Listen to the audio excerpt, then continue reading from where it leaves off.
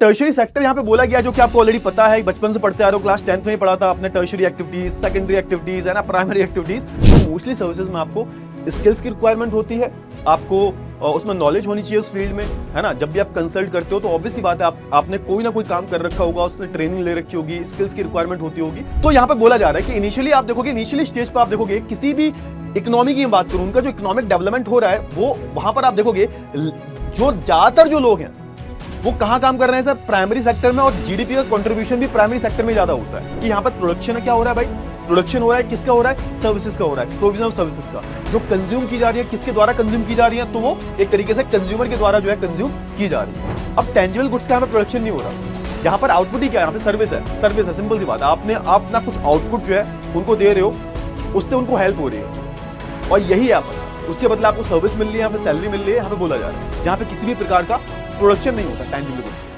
Hello everyone, क्या हाल चाल, कैसे हैं आप लोग। तो स्वागत है आप सभी का हमारे इस प्यारे से प्लेटफॉर्म ह्यूमैनिटीज वाला पे। तो सर आज आप कौन सा नया चैप्टर लेके आए हो। तो भाई सबसे पहले तो फिर से मैं बोलूंगा, स्वागत है आप सभी का हमारे इस प्यारी सी series NCERT line by line में। और आज की इस क्लास की अगर हम बात करें तो सर आज हम क्या करने वाले हैं, तो देखो आज हम एक ऐसे चैप्टर की बात करने वाले हैं। अगेन मैं बोलूंगा कि चैप्टर ऐसा नहीं है कि आपने कभी सुना ना हो, ये जो शब्द जो पीछे देख रहे हो ऐसा नहीं हो सकता कि कभी सुने ना हो तुमने। टर्शियरी एक्टिविटी के बारे में बात कर रहा हूं मैं। हाँ, एक शब्द जरूर तुम्हारे लिए नया है, क्वांटिनरी एक्टिविटीज, है ना, they both are the part of service sector. तो इसी के बारे में हम बात करेंगे। और इनिशियली हमने देखा था ना कि हमने भाई प्राइमरी के बारे में बात की, सेकेंडरी के बारे में बात की। हम ह्यूमंस जो है वो किसी ना किसी इकोनॉमिक एक्टिविटीज में एंगेज होते हैं। हमने प्राइमरी सेकेंडरी के बारे में बात कर ली है। अब लास्ट जो एक हमारी इकोनॉमिक एक्टिविटी है, टर्शियरी एंड क्वांटिनरी एक्टिविटी, इसके बारे में थोड़ी सी हम बात करेंगे। बहुत ही प्यारा चैप्टर है, थोड़ा सा लंबा हो सकता है, ज्यादा लंबा तो नहीं कराऊंगा मैं, लेकिन हाँ हम एनसीईआरटी लाइन बाय लाइन यानी कि एनसीईआरटी को ही फॉलो करेंगे और इसको डिटेल में पढ़ के जो है एक तरीके से इस चैप्टर को समझने की कोशिश करेंगे, ठीक है ना। चलिए, बाकी चैप्टर को शुरू करने से पहले अगर आपको इस चैप्टर के नोट्स चाहिए, कहां मिलेंगे, तो भाई लिंक जो है डिस्क्रिप्शन में। अगर आपने पीडब्ल्यू का ऐप डाउनलोड नहीं किया, ऐप डाउनलोड कर लीजिए, ऐप पर ही आपको जो है इस चैप्टर के पीडीएफ नोट्स बिल्कुल फ्री में मिल जाएंगे, ठीक है ना। क्लियर हुआ, चलिए ठीक है। So let's start this chapter. अगर मैं इस चैप्टर की बात करूं तो सबसे पहले स्टार्ट करते हैं भाई इंट्रोडक्शन से। अगेन आपको पता है कि एनसीईआरटी का जो इंट्रोडक्टरी पार्ट होता है उनका थोड़ा स्टाइल बिल्कुल सिमिलर होता है हर चैप्टर का। अगर आप देखोगे स्टार्टिंग में वो पूरा एक कहानी है ना, बहुत सारे एग्जांपल से जो है चैप्टर को शुरू करते हैं और फिर समझाने की कोशिश करते हैं कि भाई क्या इंपॉर्टेंस है इस चैप्टर की, ठीक है ना, क्या इंपॉर्टेंस है इस चैप्टर की। उस चैप्टर की इंपॉर्टेंस को समझाया गया है इस इंट्रोडक्टरी पार्ट में। यहां पर बोला गया है कि जब आप बीमार पड़ जाते हो, जब आप बीमार पड़ जाते हो तो आपको किसके पास ले जाया जाता है, या तो आपका कोई है ना आसपास क्लिनिक होगा, है ना, या फिर आपका कोई फैमिली डॉक्टर होगा, ठीक है ना। या तो आपका कोई क्लिनिक होगा आसपास आपके, है ना, सोसाइटी में, आपके गली मोहल्ले में, या फिर आपको जो है डॉक्टर के पास जो है ले जाया जाएगा, ठीक है ना। आप डॉक्टर को कॉल करोगे, आपका फैमिली डॉक्टर आ जाएगा, या फिर आप कहीं जाओगे क्लिनिक में आसपास, ठीक है सर। आप देखोगे कि यहां पर फिर आगे बोला जा रहा है कि कई केसेस में इंडिया में तो वैसे आपको फैमिली डॉक्टर जैसी चीजें बहुत कम देखने को मिलती हैं, शहरों में ज्यादा देखने को मिलती हैं, बट आप देखोगे कि इंडिया में जब आप बीमार पड़ जाते हो तो आपके घर वाले कहां ले जाते हैं भाई, हॉस्पिटल में ले जाते हैं। क्लियर हुआ ना। चलिए, आप देखोगे स्कूल की मैं बात करूं, स्कूल की मैं बात करूं तो आपके जो टीचर्स हैं वो पढ़ाते हैं। अब जैसे मैं भी आपको पढ़ा ही रहा हूं तो मैं भी एक तरीके से आपको सर्विसेज अपनी प्रोवाइड कर रहा हूं, ठीक है ना। तो एक तरीके से आप देखोगे स्कूल में आपको टीचर्स पढ़ाते हैं। जब कोई डिस्प्यूट होता है ना, जब कोई लीगल मैटर होता है उस केस में आप देखोगे आप किसको हायर करते हो, आप लॉयर को हायर करते हो नहीं करते, ये बताओ फटाफट से, है ना। आपने लॉयर की एडवाइस लेते हो, कंसल्टेशन लेते हो उसकी, समझ में आया। चलिए, बहुत अच्छी बात है। फिर आप देखोगे ऐसे बहुत सारे प्रोफेशंस हैं जिसमें आप देखोगे एक तरीके से लोग, बहुत सारे जो प्रोफेशंस है, तो मैंने दो की बात कर ली।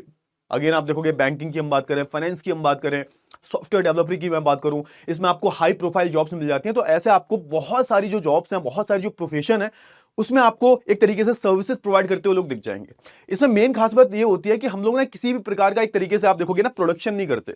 हम यहाँ पर गुड्स एंड सर्विसेज का प्रोडक्शन नहीं करते। हम यहां पर नॉर्मली क्या कर रहे होते हैं, हम यहां पर नॉर्मली अपनी सर्विसेज को दे रहे होते हैं। यहां पे सर्विसेज का प्रोडक्शन हो रहा होता है। क्लियर, आई होप आपको इतनी चीजें जो है क्लियर हो गई होंगी। क्लियर हुआ ना। चलिए, तो आप देखोगे कि यहां पर आपको बहुत सारे जो प्रोफेशंस हैं वो दिख जाएंगे आपको, और ये है ना उसके अगेंस्ट में क्या लेते हैं, अपना पेमेंट, इनकी फी होती है, इनका पेमेंट होता है एक तरीके से, वो चार्जेस होते हैं वो आपको देने पड़ते हैं। क्लियर हुआ ना। जैसे आप किसी लॉयर से कंसल्ट करते हो तो पर आवर के हिसाब से वो चार्ज करता है ना, मिनट के हिसाब से चार्ज कर सकता है। डॉक्टर की एक फीस होती है, रजिस्ट्रेशन फीस होती है। जब आप डॉक्टर किसी भी क्लिनिक पे जाते हो तो आपको एक तरीके से चार्ज देना होता है, दवाइयों का अलग होता है, डॉक्टर की खुद की फीस अलग होती है। तो ये सारी चीजें आपको देखने को मिल जाएंगी, ठीक है। क्लियर हुआ। चलिए आगे बात कर लेते हैं। अच्छा, ये जितनी भी सर्विसेज है इसमें आपको कैसे भी ना कैसे भी करके आप देखोगे कोई ना कोई आपको एक स्पेशल स्किल चाहिए, विदाउट स्किल है ना यू कांट डू दिस। आपको कोई ना कोई ये सर्विस स्किल, आप ऑब्वियसली बात है टीचर है तो जो सब्जेक्ट वो पढ़ा रहा है उसके लिए उसको नॉलेज चाहिए होगी, डॉक्टर है तो भाई उसने प्रॉपर तरीके से आप देखोगे नीट वीट क्लियर किया होगा, डॉक्टर बना होगा या बनी होगी, ठीक है ना। अगर वो अगर तुमने किसी लॉयर के साथ में कंसल्ट किया है तो उसने 4-5 साल की पढ़ाई की होगी। तुम अगर सीए को हायर करते हो, सीए से कुछ फाइनेंशियल एडवाइस लेते हो तो भाई उसने 5 साल 6 साल की सीए कर रखी होगी। तो आप देखोगे इन सारे प्रोफेशंस में किसी ना किसी प्रकार का आपको क्या दिखता है, किसी ना किसी प्रकार का टैलेंट दिखता है, एक स्किल दिखती है, ठीक है ना, क्लियर हुआ। अच्छा, और उसके बदले ये लोग क्या लेते हैं, अपने एक तरीके से अपनी सर्विस देने के लिए, जो भी वो सर्विस प्रोवाइड कर रहे हैं अपने स्किल्स के अकॉर्डिंग, उसके बदले वो पेमेंट लेते हैं, ये यहां पे बोला गया है, क्लियर हुआ। चलिए फिर आगे हम बात कर, धीरे धीरे पढ़ेंगे आराम से, कोई दिक्कत वाली बात नहीं है। फिर आप देखोगे अलग अलग यहाँ पे अलग अलग जो फील्ड्स हैं उनके बारे में बोला गया है, हेल्थ, एजुकेशन, है ना, लॉ की बात करूं मैं, गवर्नेंस की बात करूं, रिक्रिएशन की हम बात करें तो ये सब जो है, देखो रिक्रिएशन का मतलब क्या होता है, रिक्रिएशन का मतलब होता है जो भी चीजें आप फ्री टाइम में कर रहे हो उसको रिक्रिएशन बोलते हैं। जब आप अपना काम नहीं कर रहे होते, जब आप अपनी इकोनॉमिक एक्टिविटीज नहीं परफॉर्म कर रहे होते, इसके अलावा आप जो टाइम पास के लिए कर रहे होते हो, अपने आपको एंटरटेन करने के लिए कर रहे होते हो, फ्री टाइम में कर रहे होते हो, उसको हम बोल देते हैं रिक्रिएशनल एक्टिविटी। और ये बहुत ही ब्रॉडर टर्म है, इसमें कुछ भी आ सकता है जो आप फ्री टाइम में कर रहे हो, ठीक है, क्लियर हुआ। ये सब जो चीजें हैं कहीं ना कहीं हमारी सर्विसेज का पार्ट हो जाती है। और याद रखना इनके लिए कहीं ना कहीं ये सारी जो चीजें हैं इनके लिए आपको कहीं ना कहीं एक तरीके से आपको है ना प्रोफेशनल स्किल्स भी चाहिए, ठीक है सर। अगर मैं बात करूं ये जो सर्विसेज हैं आप देखोगे, आई होप इतनी चीजें क्लियर होगी, ठीक है सर। यहां पे क्या लिखा हुआ है कि यहां इन सर्विसेज के लिए आपको अलग अलग आपको थ्योरेटिकल नॉलेज चाहिए, प्रैक्टिकल नॉलेज भी चाहिए, प्रैक्टिकल ट्रेनिंग भी चाहिए। जैसे मैं सीए की बात करूं, सीए कोई करता है, आपको अगर पता होगा, आपके अगर कोई फैमिली में सीए होगा उससे पूछना, सबसे पहले तो एग्जाम होता है, सीपीटी का एग्जाम होता है, आईपीसीसी का एग्जाम होता है, उसके बाद 2 साल की आर्टिकलशिप होती है। 2 साल की आर्टिकलशिप में क्या होता है, उनको सिखाया जाता है कि एक्चुअल में सीए क्या क्या काम करते हैं, और वो 2 साल की जो इंटर्नशिप आर्टिकलशिप होती है उसके बाद फाइनल होता है। एंड देन जब बंदा ये सब कर लेता है तो फर्स्ट अटेम्प्ट में अगर वो सारे एग्जाम पास कर रहा है तब जाके उसकी 5 साल में सीए क्लियर हो पाती है, क्लियर हुआ ना। तो ये बहुत बड़ी बात है, ये बहुत बड़ी बात है, समझो थोड़ा सा। वो उसने पहले पूरी थ्योरेटिकल नॉलेज ली है ना, फिर उसको जो एक तरीके से इंप्लीमेंट करने के लिए उसने आर्टिकलशिप ज्वाइन की, और उसके बाद क्या होता है, उसके बाद जो है वो सीए बनता है फाइनल के एग्जाम के बाद। ऐसे ही same thing goes with lawyer also. Lawyer की हम बात करें, 3 साल तक मेहनत करता है भाई, उसके बाद वो आर्टिकलशिप करता है, किसी भी फर्म के अंडर में वो काम सीखता है, उसके बाद जाकर वो जो है प्रॉपर लॉयर बन पाता है। तो ये सारी चीजें आपको कहीं देखने को मिलती है, practical training plus theoretical knowledge आपको चाहिए। अच्छा, जब मैं बात करता हूं टर्शियरी एक्टिविटीज की, तो टर्शियरी सेक्टर यहां पे बोला गया जो कि आपको ऑलरेडी पता है, बचपन से पढ़ते आ रहे हो, क्लास 10th में ही पढ़ा था आपने, टर्शियरी एक्टिविटीज, सेकेंडरी एक्टिविटीज, है ना, प्राइमरी एक्टिविटीज। तो यहां पर हमारी जो टर्शियरी एक्टिविटीज है ना, these activities are related to the service sector, ये सर्विस सेक्टर से रिलेटेड है। और याद रखना यहां पर क्या होता है सर, यहां पर हम क्योंकि सर्विसेज दे रहे होते हैं अपनी, है ना, हम एक तरीके से आप देखोगे हम एक्चुअल में गुड्स को प्रोड्यूस नहीं कर रहे हैं, हम उनकी हेल्प कर रहे हैं एक तरीके से, है ना, उनकी प्रॉब्लम सॉल्व कर रहे हैं एक तरीके से। तो आप देखोगे कि यहां पर मैन पावर मेन होता है, man power, human capital main होता है। Man power is the most important component of service sector, याद रखना, क्लियर हुआ ना, क्लियर हुआ। चलिए, आई होप आपको इतनी चीजें क्लियर होगी। और हाँ, याद रखना कि यहां पर वही बात की जा रही है जितने भी सर्विस सेक्टर्स हैं। अब मैं टर्शियरी एक्टिविटीज की बात करूं तो आप देखोगे कि जितनी भी एक्टिविटीज होती हैं, मोस्टली जो एक्टिविटीज होती हैं उनमें आपको स्किल्ड लेबर चाहिए होती है ना, और आप देखोगे प्रोफेशनली ट्रेंड एक्सपर्ट आपको चाहिए होते हैं और कंसल्टेंट चाहिए होते हैं। मोस्टली जो सर्विसेज होती हैं टर्शियरी एक्टिविटीज में जो फॉल करती हैं, उसमें जो सर्विसेज होती है, मोस्टली सर्विसेज में आपको स्किल्स की रिक्वायरमेंट होती है, आपको उसमें नॉलेज होनी चाहिए उस फील्ड में, है ना। जब भी आप कंसल्ट करते हो तो ऑब्वियसली बात है आपने कोई ना कोई काम कर रखा होगा, उसने ट्रेनिंग ले रखी होगी, स्किल्स की रिक्वायरमेंट होती होगी, तो ये सारी की सारी चीजें चाहिए आपको, समझ में आया ना। चलिए, बहुत ही बढ़िया, बहुत ही बढ़िया। अच्छा, अब थोड़ा सा हम बात करें, यहां पे बात की जा रही है पूरी इकोनॉमी के बारे में। जैसे मैं बात करूं, अगर इनिशियल स्टेज की हम बात करें, जितनी भी इकोनॉमीज है, दुनिया की जितनी भी इकोनॉमीज है मैं उनकी बात कर रहा हूं, अगर मैं उनकी बात करूं तो आप देखोगे इनिशियली ये लोग किस पर डिपेंडेंट थे। तो इनिशियली आप देखोगे कि मोस्टली जो लोग, क्योंकि मैंने आपको देखो ये बात आपने क्लास 10th में पढ़ी है कि क्लास 10th में आपने पढ़ा था कि भाई अगर तुम पिछले 100 साल का डेटा उठा के देखोगे तो आपको यहां पे आपको ये देखने को मिलता है कि मोस्टली जो इकोनॉमीज थी वो पहले प्राइमरी एक्टिविटीज में इन्वॉल्व थी, इंडल्ज थी। उसके बाद धीरे धीरे जब उनका डेवलपमेंट होता है, उनकी ग्रोथ होती है, धीरे धीरे वो प्राइमरी से सेकेंडरी, सेकेंडरी से टर्शियरी, यहां पर एक तरीके से इनको एक स्विच देखने को मिलता है ना। यहां पर भी वही बोला जा रहा है, इनिशियल स्टेज की हम बात करें जो इकोनॉमिक डेवलपमेंट है ना, इकोनॉमिक डेवलपमेंट की बात करें तो वो लार्ज किस पर कंसंट्रेटेड था, प्राइमरी सेक्टर पर, बिकॉज मोस्टली जो लोग थे वो प्राइमरी सेक्टर में लगे हुए थे, प्रोडक्शन भी सबसे ज्यादा प्राइमरी सेक्टर में होता था। तो इनिशियली अगर आप इंडिया की भी बात करोगे तो इंडिया में इनिशियली आप देखोगे जो हमारा प्राइमरी सेक्टर है ये सबसे ज्यादा जीडीपी में कंट्रीब्यूट करता था और एम्प्लॉयमेंट में भी, काम भी यही दे रहा है और एक तरीके से प्रोडक्शन भी यही करके दे रहा है। बट धीरे धीरे कोई इकोनॉमी जब ग्रो करेगी तो आप देखोगे आपको एक मेजर चेंजेस, मेजर स्विच दिखाई देता है। और आज के टाइम की मैं बात करूं 1947 से अभी तक की मैं बात करूं तो आज आपको मोर देन 70% जो कंट्रीब्यूशन है आपको वो टर्शियरी सर्विस सेक्टर का दिखता है। आपको समझ में आया? तो यहां पर बोला जा रहा है कि इनिशियली आप देखोगे, इनिशियली स्टेज पर आप देखोगे किसी भी इकोनॉमी की बात करूं, उनका जो इकोनॉमिक डेवलपमेंट हो रहा है वो वहां पर आप देखोगे जो ज्यादातर जो लोग हैं वो कहां काम कर रहे हैं सर? प्राइमरी सेक्टर में, और जीडीपी का कंट्रीब्यूशन भी प्राइमरी सेक्टर में ज्यादा होता है। लेकिन मैं बात करता हूं डेवलप्ड इकोनॉमी में, यानी कि वही जो डेवलपिंग, जो पहले अंडर डेवलप्ड या फिर डेवलपिंग इकोनॉमी थी, जब वो डेवलप्ड हो जाती है तो वहां पर क्या चेंजेस देखने को मिलते हैं? तो मेजर जो वर्कर्स जो होते हैं वो कहां लगे होते हैं, उनको एम्प्लॉयमेंट कहां होता है? तो आप देखोगे टर्शियरी एक्टिविटीज में लगे होते हैं। और कुछ मॉडरेट प्रोपोर्शन की हम बात करें, वो लोग सेकेंडरी एक्टिविटीज में भी लगे होते हैं। इंडिया में तो ये भी बहुत कम है, इंडिया में तो ये भी बहुत कम है। इंडिया में आप देखोगे, इंडिया में प्रॉपर इंडस्ट्रियलाइजेशन अभी तक नहीं हो पाया है।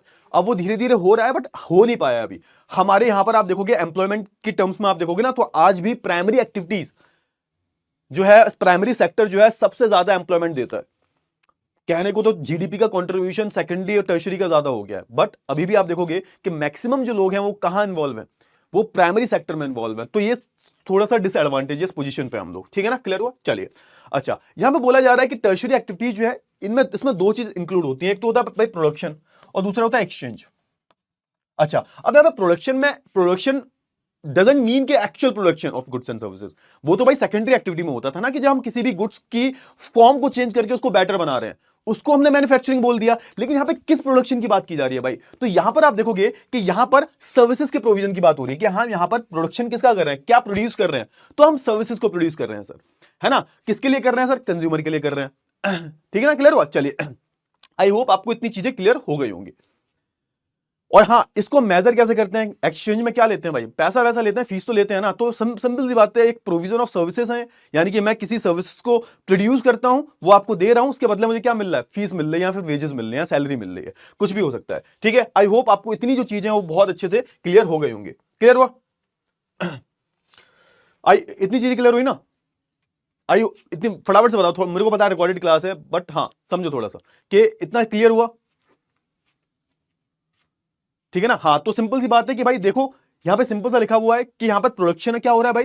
प्रोडक्शन हो रहा है, किसका हो रहा है? सर्विसेज का हो रहा है, प्रोविजन ऑफ सर्विसेज का। जो कंज्यूम की जा रही है, किसके द्वारा कंज्यूम की जा रही है? तो वो एक तरीके से कंज्यूमर के द्वारा जो है कंज्यूम की जा रही है।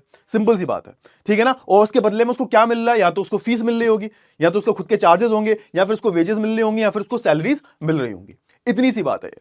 चलिए, तो सर्विसेज का कंज्यूम होता है यहां पर, और एक तरीके से एक्सचेंज होता है वेजेस का, सैलरी का, इन सब का। सब चलिए, बहुत अच्छी बात है। आप देखोगे टर्शियरी एक्टिविटीज की हम बात करें तो आप देखोगे यहां पर क्या क्या इन्वॉल्व होता है, तो समझो यहां पे, है ना? कॉमर्शियल आउटपुट और services rather than production of goods and service. समझो यहां पर क्या हो रहा है सर? यहां पर जो आउटपुट निकल के आ रहा है, फॉर एग्जांपल जैसे आपने सेकेंडरी एक्टिविटीज की बात की, टर्शियरी एक्टिविटीज की, सॉरी प्राइमरी एक्टिविटीज की बात की, यहां पर आउटपुट क्या निकलता था? आपने क्या किया? Let's talk about primary activity. आपने क्या किया सर? आपने सीड्स को शो कर दिया, ठीक है, लेट्स से वीट, और गर्मियां आते आते आप उसको हार्वेस्ट करोगे, बदले में क्या मिलेगा? आउटपुट क्या मिलेगा आपको? वीट्स मिलेंगे बहुत सारे, है ना? टन्स टन्स आपको, है ना, लाखों टन, हजारों टन आपको वीट्स देखने को मिलेंगे अगर आपकी खेती अच्छी अच्छी है, तो वो आउटपुट हो गया आपका। सेकेंडरी एक्टिविटी की हम बात करें, सेकेंडरी एक्टिविटी में let's talk about cotton. Cotton की हम बात करें, रॉ कॉटन से आपने एक टी शर्ट बना दी, तो आपको आउटपुट क्या मिल रहा है? वो टी शर्ट मिल रहे हैं, डिजाइन टी शर्ट्स। लेकिन अगर मैं बात करता हूं टर्शियरी एक्टिविटी की, तो यहां पर आउटपुट क्या है? टर्शियरी एक्टिविटी में होता क्या है? तो यहां पर एक तरीके से आप देखोगे कॉमर्शियल आउटपुट जो होता है ना, एक आप समझो यहां पे जो आउटपुट है वो क्या है? समझो कि आप किसी को अपनी सर्विसेज दे रहे हो, आप किसी की मदद कर रहे हो, है ना? यहां पर एक्चुअल में कोई प्रोडक्शन नहीं हो रहा, किसी टेंजिबल गुड्स का हम प्रोडक्शन नहीं कर रहे। यहां पर एक्चुअल में क्या हो रहा है सर? यहां पर हम जो आउटपुट हमारा कॉमर्शियल, बेसिकली हम सर्विसेज जो है हम वो दे रहे हैं, उस सर्विस से क्या हो रहा है? उनकी प्रॉब्लम सॉल्व हो रही है। समझ में आया? यहां पर rather than production of the intangible का मतलब क्या होता है? इसको हम छू सकते हैं, इसको हम टच कर सकते हैं, उसको इंटेंजिबल गुड्स बोलते हैं। देख सकते हैं, छू सकते हैं, टच कर सकते हैं, उसको हम टेंजिबल गुड्स बोल देते हैं। अब टेंजिबल गुड्स का यहां पर प्रोडक्शन नहीं हो रहा, यहां पर आउटपुट ही क्या है? यहां पे सर्विस है, सर्विस है, सिंपल सी बात है। आप ना कुछ आउटपुट जो है उनको दे रहे हो, उससे उनको हेल्प हो रही है, और यही है आपस आप, उसके बदले आपको सर्विस मिल रही है या फिर सैलरी मिल रही है। यहां पे बोला जा रहा है यहां पे किसी भी प्रकार का प्रोडक्शन नहीं होता टेंजिबल गुड्स का। है ना। आप देखोगे कि यहां पर कोई भी ये जो लोग होते हैं डायरेक्टली इन्वॉल्व नहीं होते किसी भी, है ना, फिजिकल या फिर जो जो भी रॉ मटेरियल जो होता है उसमें ये लोग डायरेक्टली इन्वॉल्व नहीं होते, इनडायरेक्टली हो सकता है वो। लेट्स से कि तुमने किसी टी शर्ट का प्रोडक्शन किया, अब जैसे मैं प्रोडक्शन नहीं कर रहा भाई, मैं वो टी शर्ट वी शर्ट नहीं बना रहा हूं, बट वो जो टी शर्ट तुम बना रहे हो उसकी मार्केटिंग मैं कर रहा हूं, मैं मार्केटिंग मैनेजर हूं। अब भाई मैं किस में आता हूं तुम बताओ, मैं अपनी सर्विसेज दे रहा हूं ना, मुझे पता है, मुझे मेरे अंदर मार्केटिंग स्किल्स हैं, मैं उस टी शर्ट को बेच रहा हूं, ठीक है ना। तो जब मैं उस टी शर्ट को बेच रहा हूं तो इसका मतलब क्या हुआ, इसका मतलब ये हुआ कि मैं डायरेक्टली इन्वॉल्व नहीं था उसके प्रोडक्शन में, मैं इनडायरेक्टली इन्वॉल्व था, मैं उसकी मार्केटिंग कर रहा हूं, उसको बेच रहा हूं, तो ये भी तो सर्विस हुई ना। तो एक्चुअल में यहां पे आउटपुट क्या हुआ, आउटपुट क्या है सर यहां पे, कि भाई यहां पे एक आउटपुट की बात करूं तो यहां पे मैं जो अपनी सर्विसेज दे रहा हूं, जिससे आपको हेल्प मिल रही है, जिससे अपने बिजनेस को बूस्ट कर रहे हो, यही मेरा आउटपुट हो गया, यही तो मेरा आउटपुट हुआ ना, यही तो आउटपुट होता है, एक्चुअल में आउटपुट यही होता है। यहां पर मैंने ऐसा नहीं किया कि मैंने खुद टी शर्ट को प्रोड्यूस किया, वो तो सेकेंडरी एक्टिविटी का पार्ट हुआ ना भाई, ठीक है, क्लियर हुआ। चलिए चलिए, तो यहां पे सिंपल सी बात है, it involves the commercial output of services, ठीक है, समझ, चलिए बहुत ही बढ़िया बात है। अच्छा, यहां तक हो गया। कॉमन एग्जांपल्स की हम बात करें तो आप देखोगे, जैसे मैं प्लम्बर की बात करूं, इनका काम हो गया, इलेक्ट्रीशियन की बात करूं, ये भी भाई इनमें स्किल्स होती है भाई, टेक्नीशियंस की मैं बात करूं, है ना, लॉन्डर की हम बात करें, हम बार्बर की, शॉपकीपर, ड्राइवर की, कैशियर की हम बात करें, टीचर्स की हम बात करें, लॉयर, पब्लिशर, ये सब क्या है सर, ये सब अपनी सर्विसेज देते हैं, ये कोई भी गुड्स और सर्विस गुड्स का प्रोडक्शन नहीं करते। आई होप आपको इतनी चीजें जो है क्लियर हो गई होंगी। चलिए आगे बढ़ते हैं। फिर हमने बात की किसके बारे में, फिर हम बात करेंगे आज टाइप्स ऑफ टर्शियरी एक्टिविटीज के बारे में, और टर्शियरी एक्टिविटीज के अलग अलग फील्ड्स हैं, इनके बारे में थोड़ी सी बात कर लेते हैं, ट्रेड, कम्युनिकेशन, ट्रांसपोर्टेशन और सर्विसेज के बारे में। ये जितनी भी आप देख रहे हो ना, चारों के चारों, ये सारा का सारा ही हमारा टर्शियरी एक्टिविटी का कहीं ना कहीं पार्ट हो जाता है, और ये चारों की चारों आप देखोगे हमारे टर्शियरी एक्टिविटी का ही पार्ट है। इसके बारे में थोड़ी सी बात कर लेते हैं। इससे पहले आप देखोगे कि आपकी किताब में पूरा चार्ट दे रखा है, थोड़ा सा देखोगे ना तो आपको समझ में आएगा कि यहां पर किस किसके बारे में बात की गई है। देखो हम इन दोनों की तो बात इस लेक्चर में करेंगे, टर्शियरी एक्टिविटी और पैंटेनरी एक्टिविटी, और एक और बोला गया यहां पे पैंटेनरी एक्टिविटीज, है ना, पैंटेनरी एक्टिविटीज। इसमें कौन होता है, इसमें बेसिकली जो भी हमारे बेसिकली जो स्पेशलिस्ट होते हैं, हाई प्रोफेशनल जो वर्कर्स होते हैं, उनकी बात यहाँ पे की जा रही है। डिसीजन मेकर जो होते हैं, कंसल्टेंट होते हैं, पॉलिसी मेकर जो होते हैं, वो आ जाते हैं। खैर इसके बारे में हम बात नहीं करेंगे बिकॉज कंफ्यूजन बहुत ज्यादा हो जाएगा। अभी हम इन दोनों के बारे में बात करेंगे, क्वांटिनरी एक्टिविटी के बारे में, टर्शियरी एक्टिविटी के बारे में। क्वांटिनरी एक्टिविटी के बारे में एंड में बात करेंगे, फिर हम क्यूनरी एक्टिविटी के बारे में भी बात करेंगे, ठीक है, क्लियर हुआ। चलिए, वैसे आप इसको एक तरीके से आप देखोगे ना, पैंटेनरी एक्टिविटीज को क्यूनरी एक्टिविटीज का भी पार्ट मान सकते हो, है ना, क्योंकि क्यूनरी एक्टिविटी का भी मतलब सिंपल सा होता है कि इसमें जो भी चीजें हो रही हैं उसमें डिसीजन मेकिंग वाला काम मेजर होता है। कोई बात नहीं, आगे आपको समझ में आ जाएगा। अब टर्शियरी एक्टिविटी में हम किसके बारे में बात करेंगे सर, ट्रेड के बारे में बात करेंगे, ट्रांसपोर्टेशन के बारे में बात करेंगे, सर्विसेज के बारे में बात करेंगे, एंड कम्युनिकेशन के बारे में बात करेंगे, ठीक है ना, इन सब के बारे में बात करेंगे, क्लियर हुआ। फिर आता है हमारा क्वांटिनरी एक्टिविटी। क्वांटिनरी एक्टिविटीज में हम इंफॉर्मेशन बेस्ड, क्वांटिनरी एक्टिविटी होता क्या है कि इसमें थोड़ा सा हाई प्रोफेशनल जॉब्स आती है, बस यही है, अभी के लिए इतना समझो। इसके बारे में थोड़ी सी हम बात करेंगे। अब सबसे पहले हम बात करेंगे ट्रेड के बारे में। ट्रेड में भी आप देखोगे हम रिटेल बिजनेस के बारे में बात करेंगे और होलसेलर बिजनेस के बारे में बात करेंगे। फिर हम ट्रांसपोर्टेशन के बारे में बात करेंगे कि ट्रांसपोर्टेशन मेजर एक पार्ट है हमारे सर्विस सेक्टर का, समझो, बिना ट्रांसपोर्टेशन के कुछ भी नहीं है, ट्रेड हो ही नहीं सकता, ट्रांसपोर्टेशन के बिना ट्रेड हो ही नहीं सकता। तो ये सारी चीजों के बारे में बात करेंगे, आप पढ़ना इसको, आपको समझ में आ जाएगा, ठीक है ना। फिर आप आगे देखोगे ना, आगे एक सेपरेट चैप्टर हमारा, आगे हमारा ट्रांसपोर्टेशन एंड कम्युनिकेशन, जो अभी इसमें थोड़ा सा पढ़ोगे ना आप, ये पूरा एक सेपरेट चैप्टर है। नेक्स्ट चैप्टर जो है वो यही है, ट्रांसपोर्टेशन कम्युनिकेशन, तो ये भी हम बात करने वाले हैं इसके बारे में आगे। चलिए, तो भाई ट्रेड एंड कॉमर्स के बारे में बात कर लेते हैं। अगर मैं ट्रेड एंड कॉमर्स के बारे में बात करूं तो देखो दोनों ही बहुत जरूरी होते हैं। पहले समझो कि ट्रेड होता क्या है, ट्रेड एंड कॉमर्स की हम बात करें क्या होता है। तो सिंपल से मैं बात करूं तो ये क्या है सर, एक ऐसी जगह है, एक ऐसी जगह है जहां पर क्या हो रहा है, जहां पर दो चीजें परफॉर्म की जा रही है सर, जहां पर दो चीजें परफॉर्म की जा रही है, बाइंग एंड सेलिंग, है ना। जो भी आइटम प्रोड्यूस हो रहे हैं इवेंचुअली वो कंज्यूमर के पास जाएंगे, कंज्यूमर उसको कंज्यूम करेगा। तो ये एक ऐसी जगह है जहां पर इनकी खरीद बिक्री होती है, और ऐसे ही सेंटर को हम क्या बोल देते हैं, जहां ये चीजें हो रही होती हैं, इसको हम बोल देते हैं क्या, ट्रेडिंग सेंटर। पहले समझो, याद रखना ये सारी जो एक्टिविटीज हो रही हैं, जो भी, जैसे मैं बात करूं, चाहे वो रिटेल मार्केट में हो रही हो, चाहे वो होलसेल मार्केट में हो रही हो, ये जितनी भी ट्रेड और कॉमर्स की एक्टिविटीज हो रही हैं, इनका मेन इंटेंट क्या होता है सर, इनका मेन इंटेंट होता है प्रॉफिट अर्न करने का। तो पहली बात समझो, ठीक है ना, इनका मेन इंटेंट क्या है सर, प्रॉफिट अर्न करना इनका मेन इंटेंट है। आगे यहां पर बोला जा रहा है कि जैसे जैसे ट्रेडिंग एक्टिविटीज राइज हो रही थी, जैसे जैसे ट्रेडिंग एक्टिविटीज राइज हुई, तो आप देखोगे पहले हम बार्टर सिस्टम का यूज किया करते थे, कि भाई गुड्स के बदले गुड्स, है ना, यहां पर हम गुड्स का जो एक्सचेंज हुआ करता था वो गुड्स के साथ ही होता था, बट इसकी अपने आप में बहुत सारी प्रॉब्लम्स थी। आपने क्लास 10th में पढ़ा भाई डबल कोइंसिडेंस ऑफ वांट्स, कि भाई जो मुझे चाहिए वो सामने वाले के पास होना चाहिए, सामने वाले के पास जो है वो मेरे पास होना चाहिए। तो बहुत सारी इसकी अपनी खुद की प्रॉब्लम्स थी। तो जैसे जैसे ट्रेडिंग एक्टिविटीज ग्रो करती हैं तो हमने क्या करना शुरू किया, एक तरीके से आप देखोगे, है ना, हमने मनी पर स्विच करना शुरू किया। और जब मनी पर स्विच करना शुरू किया हमने, आप देखोगे तो ट्रेडिंग एक्टिविटीज और ज्यादा एक तरीके से, है ना, फ्लरिश होने लगती हैं और तरीके से आप देखोगे बूस्ट होने लगती हैं। तो जो हमारी पहले लोकल बाउंड्रीज जो थी बनी हुई थी, लोकल कंस्ट्रेंट जो था पहले, वो ब्रेक हो जाता है और फिर हम इंटरनेशनल लेवल पर भी अच्छी खासी ट्रेडिंग करने लगते हैं। और फिर जब ये ट्रेडिंग इतनी बूस्ट होती है तो आप देखोगे अलग अलग इंस्टीट्यूशन खुलने लगते हैं। आप देखोगे बहुत सारे फाइनेंशियल इंस्टीट्यूशन खुल जाते हैं, बहुत सारे पोर्ट्स डेवलप हो जाते हैं, बहुत सारे डिस्ट्रीब्यूशन पॉइंट्स बन जाते हैं, कलेक्शन पॉइंट्स बन जाते हैं।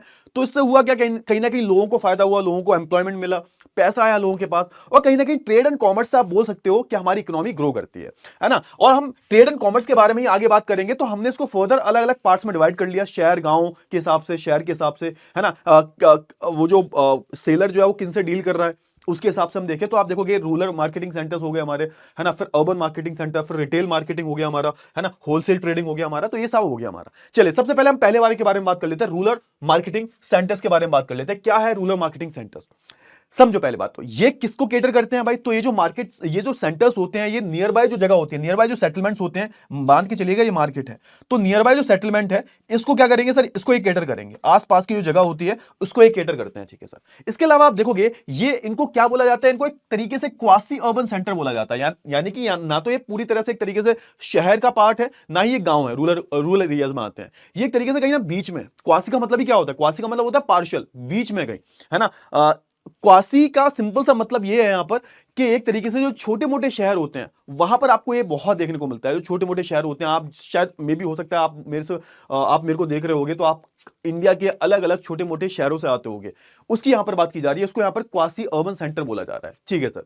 अच्छा, आप देखोगे कि ये जो ट्रेडिंग सेंटर्स होते हैं एक तरीके से यहां पर जिस भी चीज में डील करते हैं ना, वो एक तरीके से बहुत ज्यादा सिंपल होते हैं। रूडिमेंट्री का मतलब क्या होता है? रूडिमेंट्री का मतलब होता है बहुत ज्यादा सिंपल टाइप, इनिशियल स्टेज पे, बहुत ज्यादा डेवलप्ड मार्केट नहीं होती। यहां पर आपको ऐसा नहीं है बहुत सारी प्रोफेशनल सर्विसेज मिल जाएंगी आपको, हर एक ब्रांड की चीजें मिल जाएंगी आपको, नहीं। ये बहुत ही बेसिक लेवल के, रूडिमेंट्री का सिंपल सा मतलब है बहुत ही बेसिक लेवल का जो है ये पूरा मार्केट होता है। समझ में आया? चलिए याद रखना यहाँ पे जो पर्सनल और प्रोफेशनल सर्विसेज जो होती हैं वो बहुत ज्यादा वेल डेवलप्ड नहीं होती, क्योंकि ये टायर 3 टायर 4 सिटीज का पार्ट होते हैं। क्लियर हुआ ना? चलिए, और आप देखोगे कि यहां पर होता क्या है कि यहां पर जो एक तरीके से लोकल कलेक्शन होता है, यहां पर लोकल ही, जो लोकल का मार्केट होता है पूरा, है ना। So this forms local collecting and distribution centres. Locally, local में क्या कर रहे होते हैं?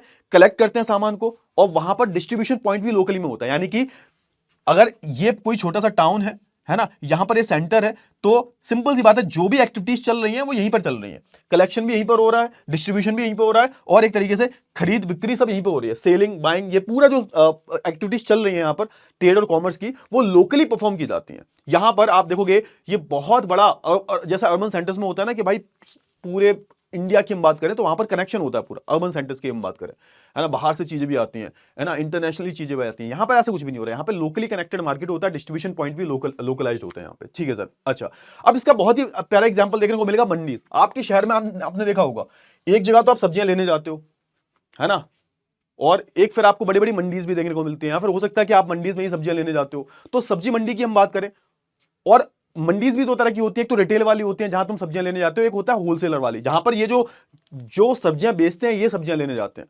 तो जैसे मैं बात करूं, बहुत ज्यादा जगह पे आपने मंडीज वगैरह देखी होंगी होलसेल मार्केट में, जहां पर बल्क में सब्जियों को जो है बेचा जाता है, ठीक है ना। फिर यही जो लोग हैं वो एक तरीके से आप देखोगे कि रिटेल के थ्रू जो है बेच देते हैं आप लोगों को।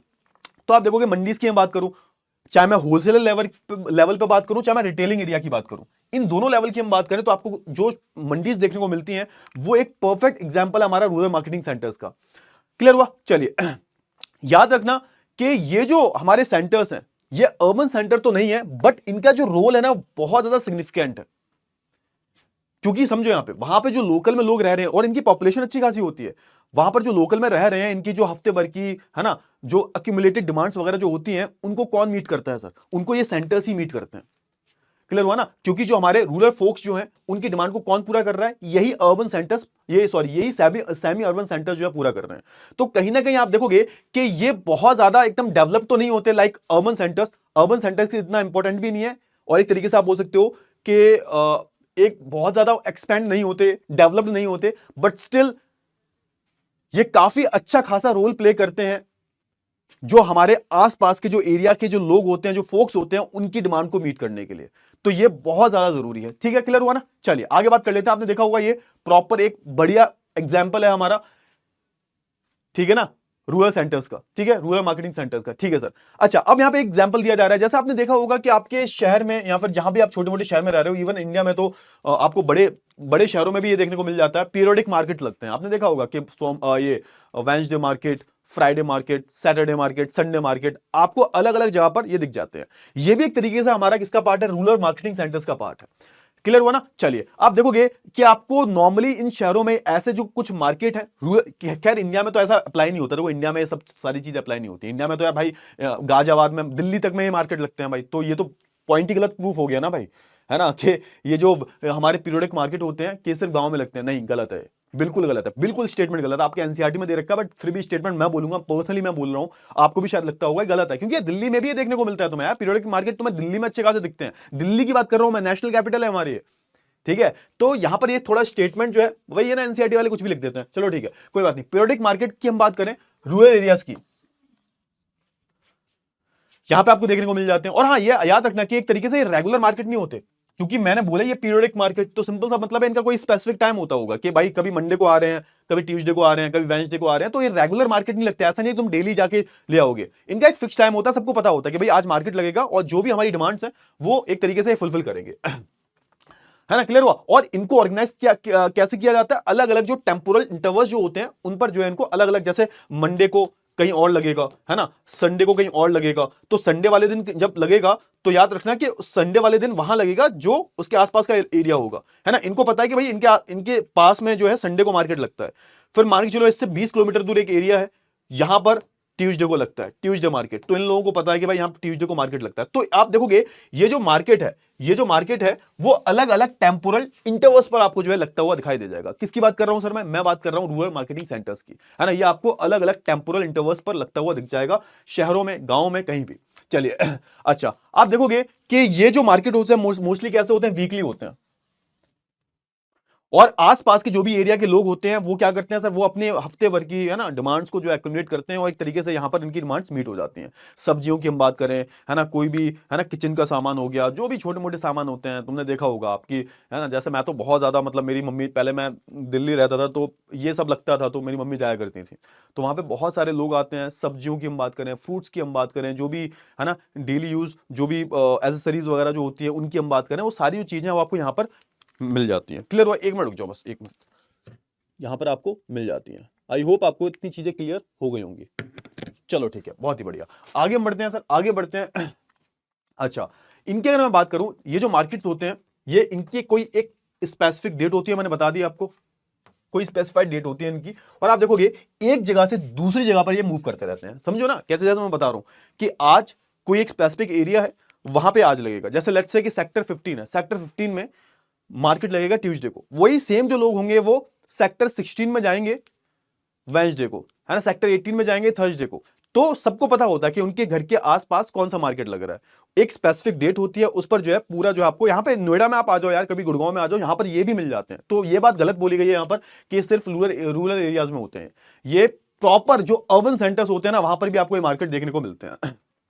क्लियर हुआ? हाँ। तो यहां पे कहने को तो तुम्हें लगता होगा कि शॉपकीपर हफ्ते में एक बार ही तुम्हें दिख रहा है। नहीं, वो जब तुम्हें दिख रहा है तो एक्चुअल में तुम्हारे एरिया में वो, है ना, दूसरे दिन वो किसी दूसरे एरिया में होगा। तो शॉपकीपर जो होते हैं वो एक तरीके से, है ना, दे विल, है ना, remain busy all the day. तो आप देखोगे कि यहां पर बिजी रहते हैं, और आप देखोगे कि ये अच्छे खासे लार्ज एरिया को जो है सर्व कर देते हैं एक एक दिन करके, कि एक दिन इसमें, एक दिन इसमें, एक दिन इसमें। और उससे फायदा ये भी होता है कि जो भी जिस एरिया में जा रहे हैं, तो हफ्ते भर बाद, है ना, हर एरिया का नंबर आएगा, तो कहीं ना कहीं हफ्ते में डिमांड्स भी बहुत ज्यादा हो जाती हैं कि भाई ये सब्जी खत्म हो गई, फ्रूट्स खत्म हो गए, ये सामान नहीं है, वो सामान नहीं है।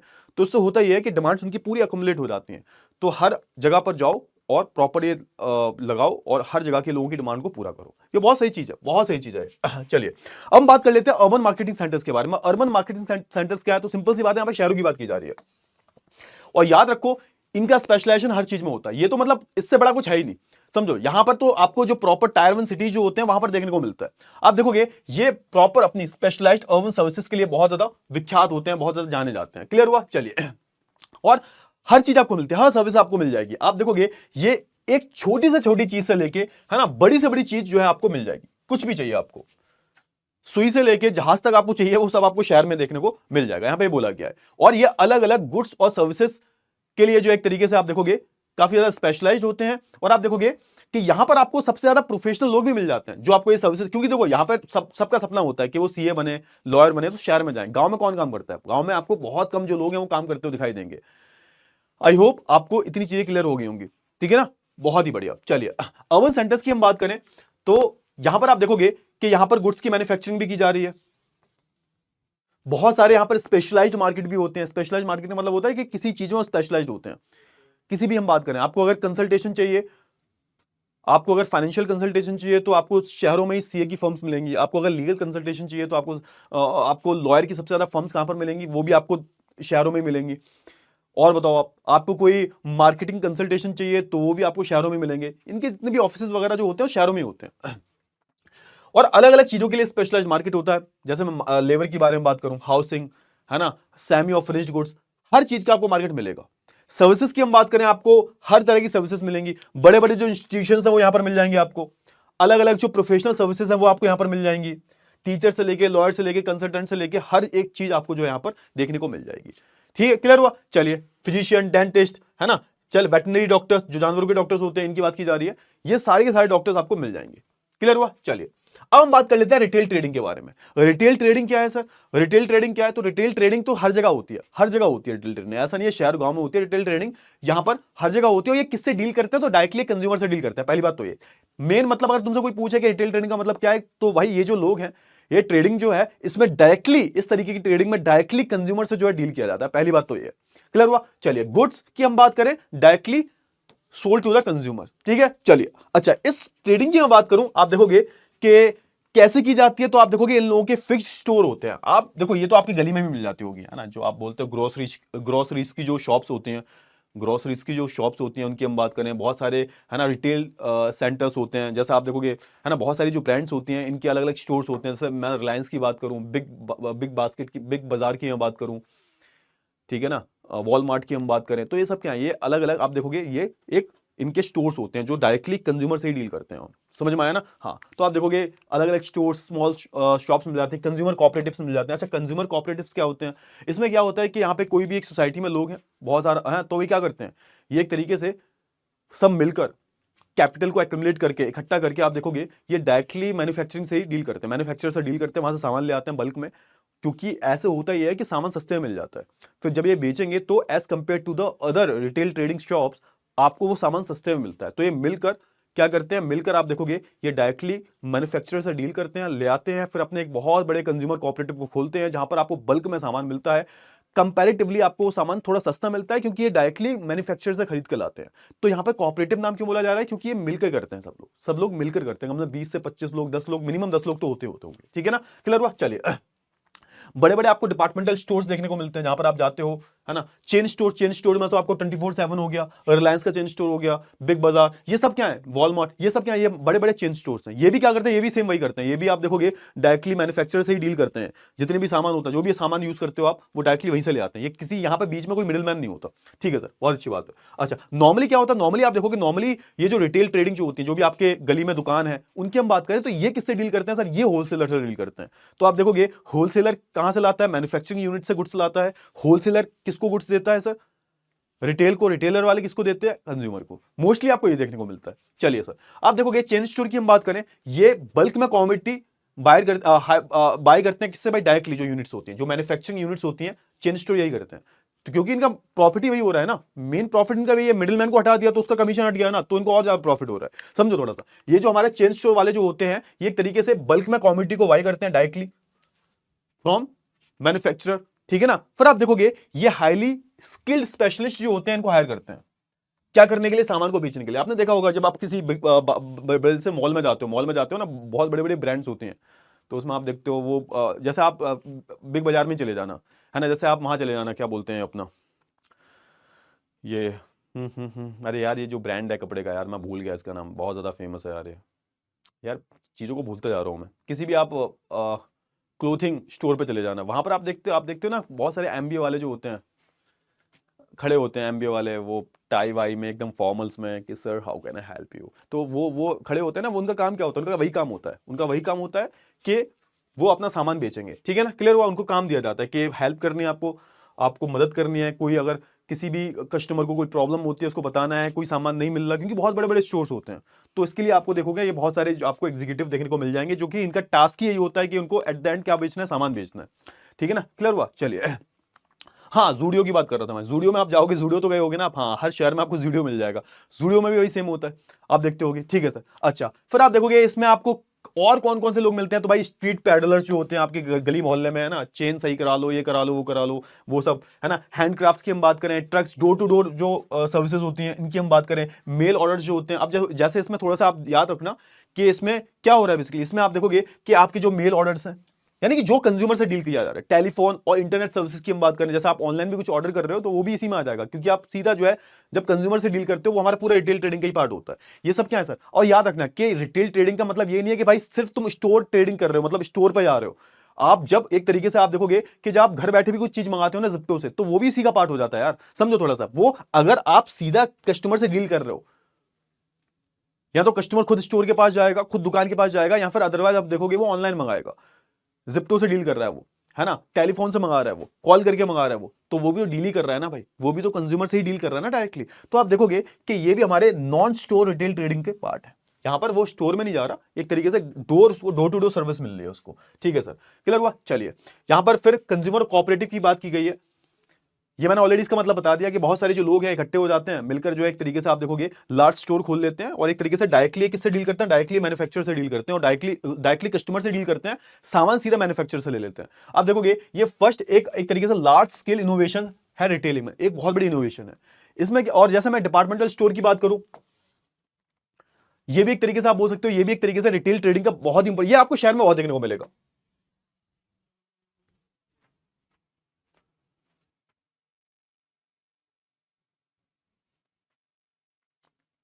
इसमें भी यही होता है कि अगर मैं डिपार्टमेंटल स्टोर्स की बात करूं, कोऑपरेटिव्स की हम बात करें, डायरेक्टली किस पर डिपेंडेंट होते हैं सर, कस्टमर से डील कर रहे होते हैं।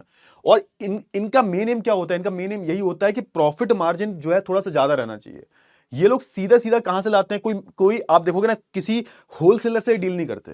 ये बेसिकली किससे ज्यादा डील कर रहे होते हैं, ये किससे डील कर रहे होते हैं, तो ये आप देखोगे कंज्यूमर से डील कर रहे होते हैं। डिपार्टमेंटल स्टोर्स की हम बात करें, आप देखोगे हर एक डिपार्टमेंटल स्टोर में आपको, है ना, डिपार्टमेंटल हेड मिलता है देखने को, है ना, जिसका काम ही क्या होता है, इसका यही काम होता है कमोडिटीज को बेचना, इधर से उधर कमोडिटीज को बेचना ही इसका काम होता है। डिपार्टमेंटल हेड जो होते हैं वो आपको हर जगह, हर डिपार्टमेंटल स्टोर्स में मिल जाएंगे। और आप देखोगे इनका काम ही क्या होता है, इनका काम ही यही होता है कि भाई किसी को कोई सामान नहीं मिला, जैसे आपको कोई सामान लेने जाना है, आपको कोई सामान लेने जाना है, ठीक है, आपको कोई सामान कहां रखा हुआ है, क्योंकि डिपार्टमेंटल स्टोर तो बहुत बड़े होते हैं, 1000 2000 3000 4000 5000 6000 स्क्वायर फीट में होते हैं, और आपको कोई सामान नहीं मिल रहा, तो आपको हेल्प करवाने के लिए अलग अलग लोग भी होते हैं जो अपने टास्क को परफॉर्म करते हैं। तो यहाँ पे भी लिखा हुआ है, departmental stores delegates the responsibility and authority to departmental heads for purchasing of commodities and for overseeing the sale in different section of the stores. तो अलग अलग स्टोर्स होते हैं, अलग अलग सेक्शंस होते हैं उसके, तो ये सारी एक्टिविटी करने के लिए आप देखोगे हर डिपार्टमेंटल स्टोर पे आपको एक हेड भी मिलेगा, एक मैनेजर मिलेगा, अलग अलग एग्जीक्यूटिव्स मिलेंगे जो अपने टास्क को परफॉर्म करते हैं। फिर आपको ऐसे आपको चेन स्टोर देखने को मिल जाते हैं। चेन स्टोर में भी सेम काम होता है, मैंने आपको बता दिया ऑलरेडी। चेन स्टोर में भी यही होता है कि भाई आप जो है सीधा जाते हो, डायरेक्टली आप किससे डील कर रहे होते हैं। चेन स्टोर में भी ये लोग जो है सीधा मैन्युफैक्चरर से ही सामान मंगाते हैं, और यहां पर बहुत सारे लोगों को इन लोगों ने लगा रखा होता है, एक मैनेजर होता है, फिर मैनेजर के अलावा आप देखोगे 4-5, है ना, इनके 10 एग्जीक्यूटिव होते हैं। इनका यही काम होता है सामान को बेचना, सिंपल सी बात है, कस्टमर की हेल्प करना, सामान को बेचना, और डायरेक्टली कंज्यूमर से ही डायरेक्टली मैन्युफैक्चरर से ही डील करते हैं। ठीक है, क्लियर हुआ। चलिए, तो अब हम बात कर लेते हैं होलसेल ट्रेडिंग के बारे में। अब होलसेल ट्रेडिंग की हम बात करें तो आप देखोगे कि रिटेल ट्रेडिंग में क्या था, वो कस्टमर से डील कर रहा था। यहां पर क्या होता है, यहां पर होता यह है कि वो कस्टमर से डील नहीं करता मैक्सिमम, मैं बोलो तो एक्सेप्शंस आर एवरीवेयर, ठीक है ना। आप देखोगे जैसे बहुत सारे जो चेन स्टोर्स वगैरह होते हैं वो खुद एक तरीके से होलसेलर की तरह ही एक्ट करते हैं, बिकॉज वो डायरेक्टली मैन्युफैक्चरर से ही परचेज करते हैं। बट नॉर्मली अगर आप देखोगे, मैक्सिमम जगह पर आप देखोगे कि जो रिटेल स्टोरेज जो होते हैं ना, कहां से एक्वायर करते हैं चीजों को, कहां से लेते हैं, तो ये होलसेलर से ही लेते हैं। होलसेलर कहां से लेता है, तो या तो डायरेक्ट मैन्युफैक्चरर से लेगा, बहुत सारे जो इंटरमीडिएटरी मर्चेंट्स होते हैं, बहुत सारे सप्लाई हाउसेज होते हैं, यहां से डायरेक्टली एक्वायर करता है चीजों को। उसके बाद आप देखोगे ये सीधा किसको बेचता है, रिटेलर को, रिटेलर किसको बेचता है, कस्टमर को। तो एक तरीके से इंटरमीडिएटरी है, ठीक है ना, क्लियर हुआ। लेकिन आप देखोगे इंडिया में क्या है, इंडिया में बहुत सारे हमारे जो चेन स्टोर्स हैं, बहुत सारे, है ना, वो क्या करते हैं, वो डायरेक्टली आप देखोगे मैन्युफैक्चरर से ही ले लेते हैं। फिर मैं बहुत सारे कोऑपरेटिव की बात करूं, कोऑपरेटिव स्टोर्स की बात करूं, ये भी ऐसा करते हैं, बिकॉज मिडिलमैन जब एलिमिनेट हो जाएगा तो मार्जिन ज्यादा आएगा, सिंपल सी बात है। अच्छा, आप देखोगे कि अगर मैं बात करूं, ज्यादातर आपको रिटेल स्टोर्स जो है ना, वो गुड्स कहां से प्रोक्योर करते हैं, कहां से करते हैं, मतलब मैक्सिमम, देखो ये तो एक्सेप्शनल केस हमारे चेन स्टोर्स वगैरह हो गए, डिपार्टमेंटल स्टोर्स बहुत बड़े बड़े हो गए, आप देखोगे बहुत ये जो हमारे कोऑपरेटिव स्टोर्स हो गए, ये एक्सेप्शनल केसेस हैं। लेकिन आप देखोगे मैक्सिमम जो रिटेलर्स हैं वो अपने गुड्स को कहां से लाते हैं, वो एक तरीके से होलसेलर से ही लाते हैं। एक तरीके से आप देखोगे वो अपने गुड्स को डायरेक्टली मैन्युफैक्चर से ही प्रोक्योर नहीं करते, वो कहां से करते हैं सर, वो करते हैं भाई intermediary source, that is wholesaler.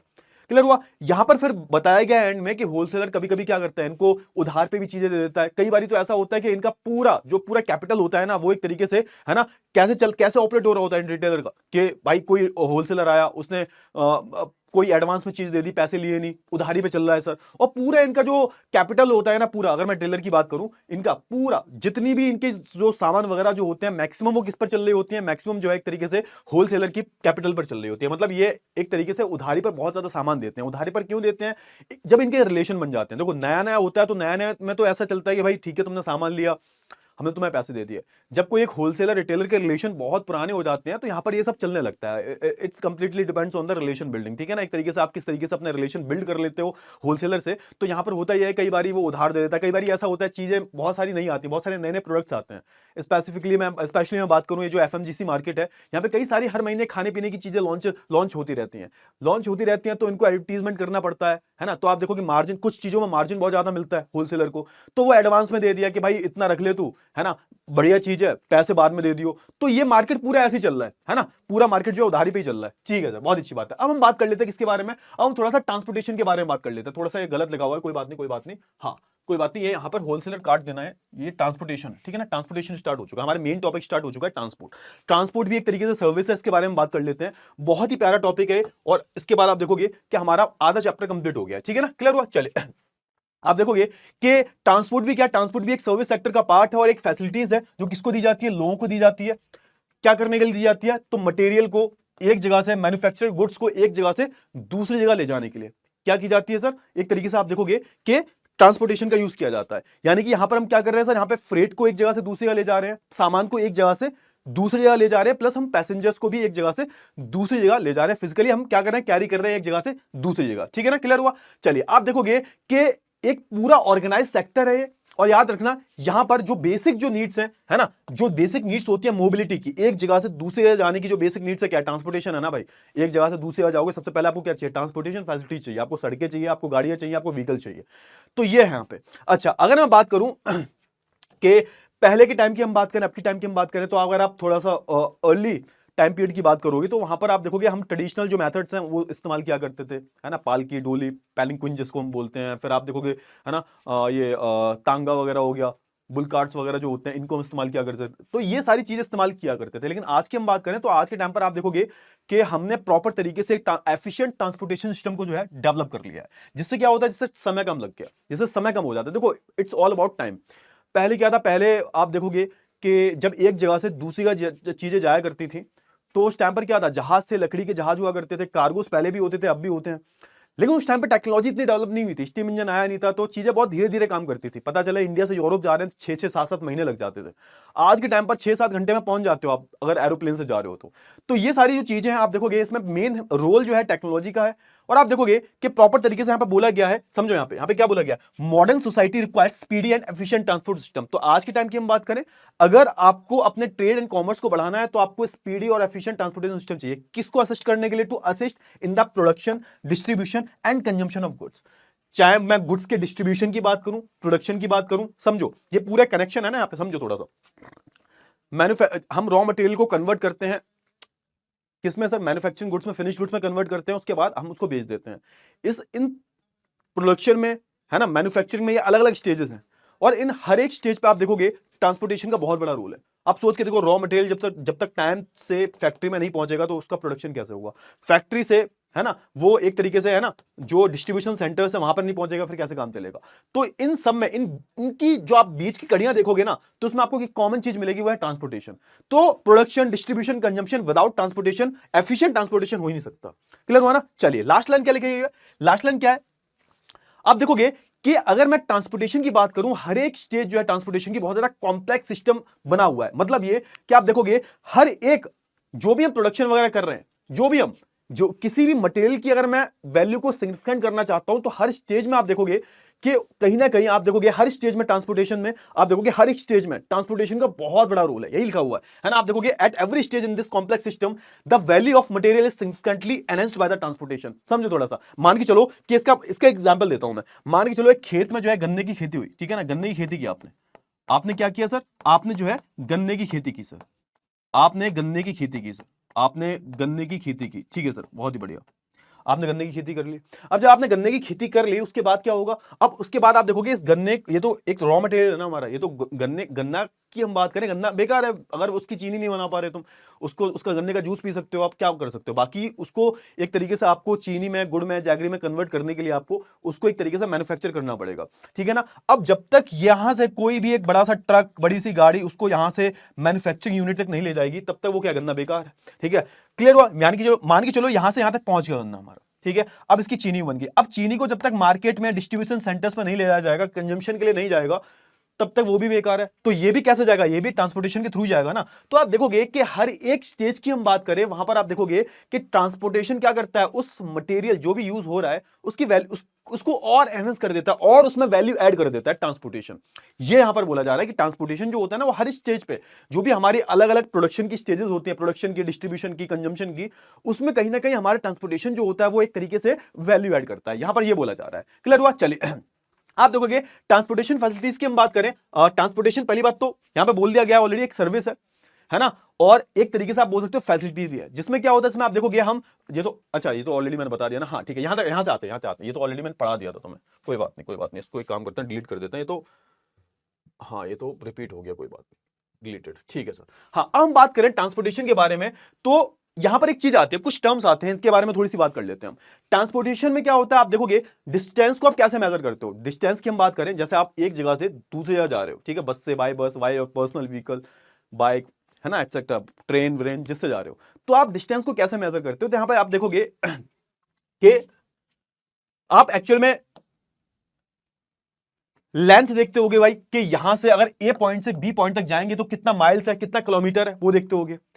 फिर होता है टर्म्स ऑफ हम time, in terms of time भी हम एक तरीके से डिस्टेंस को देखते हैं, डिस्टेंस को एक तरीके से हम टेम्पोरल टर्म में भी लेते हैं। जैसे कि मैं बोलूं कि अगर आपको ए पॉइंट से बी पॉइंट तक जाना है, तो आपको 100 किलोमीटर चलना पड़ेगा। तो ये मैंने लेंथ बता दी पूरी, 100 किलोमीटर, या फिर मैंने बोल दिया 60-70 माइल्स लगेंगे, इतना लगेगा। अब अगर मैं बोलूं कि अगर आपको ए पॉइंट से बी पॉइंट तक जाना है तो आपको 2 घंटे लगेंगे, तो आपने क्या बोला, आपने एक तरीके से लेंथ में, किलोमीटर्स में टाइम को नहीं बताया, एक तरीके से न्यूमेरिकल वैल्यू नहीं दी, आपने बोला कि भाई इतने घंटे लगेंगे, 2 घंटे लगेंगे, 2 घंटे दूर है।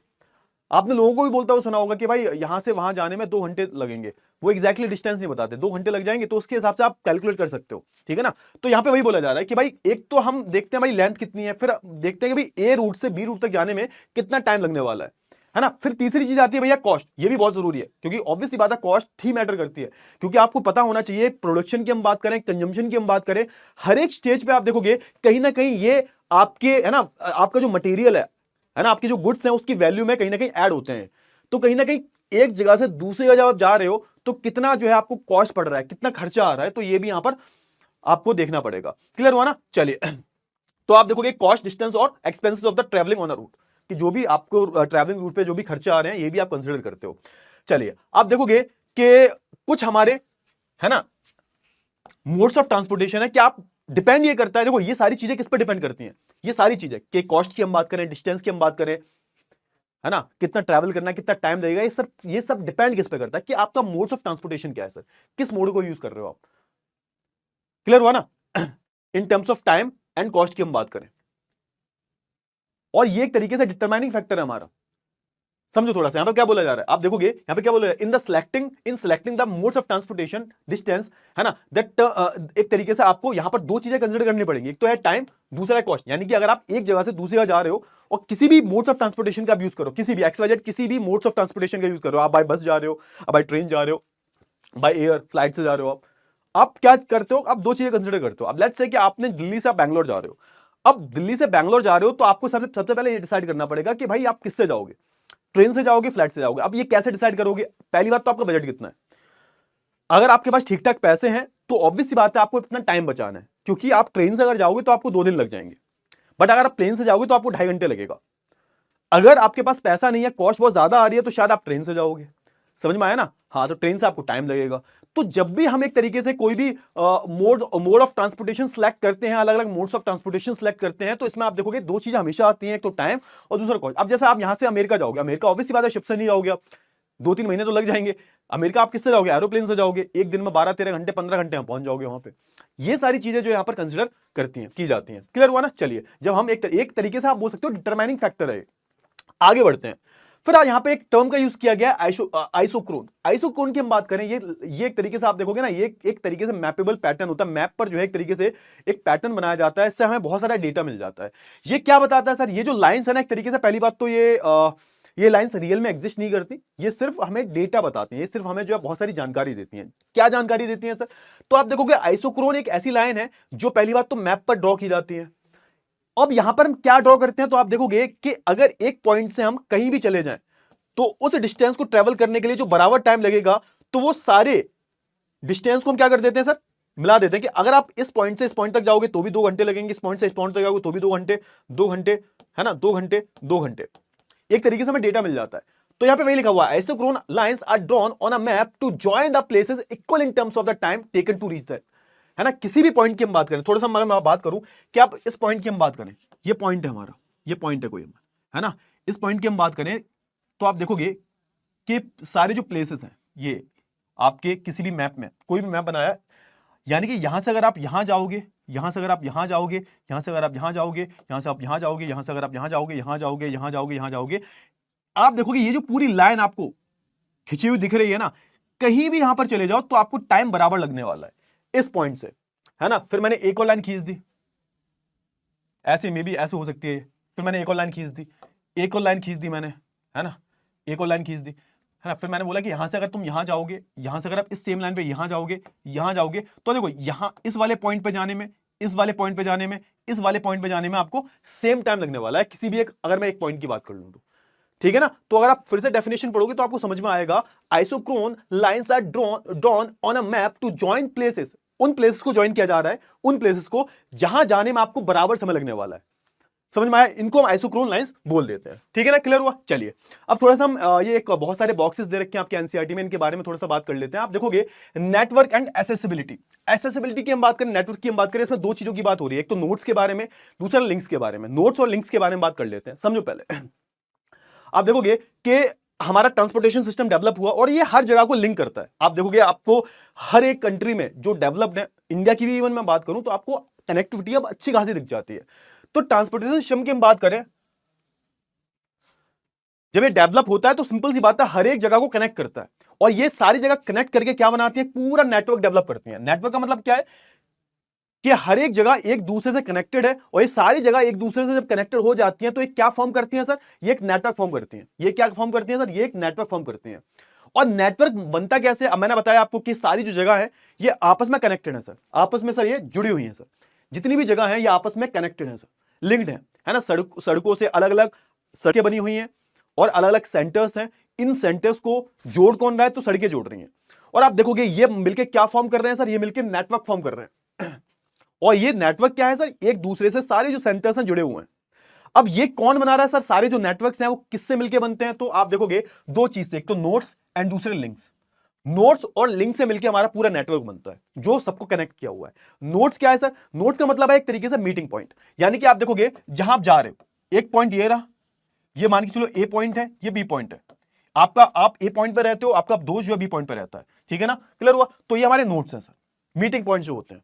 अच्छा, अब इन मीटिंग पॉइंट्स को मिलाने में क्या काम आती है? सड़कें काम आती हैं। तो ये सड़क क्या होगी सर? ये सड़क जो कनेक्ट कर रही है इसको, ये हो गया हमारी लिंक्स, ये हमारी लिंक्स है। तो समझो कि हमारे जो नोड्स होते हैं वो क्या है? एक तरीके से, है ना, एक या एक से ज्यादा जो मीटिंग पॉइंट्स हैं उसको हम एक तरीके से हम नोड्स बोल रहे हैं, है ना। और आप देखोगे इसमें याद रखना, सिर्फ ऐसा नहीं है कि 2 की बात कर रहा हूं, 2 से 1 या 1 से ज्यादा, 2 से ज्यादा जो एक तरीके से पॉइंट्स हो सकते हैं, ठीक है। और ये क्या है सर? ये एक तरीके से रूट्स है। रूट्स मतलब रास्ता है, एक जगह से दूसरी जगह जाने का रास्ता है।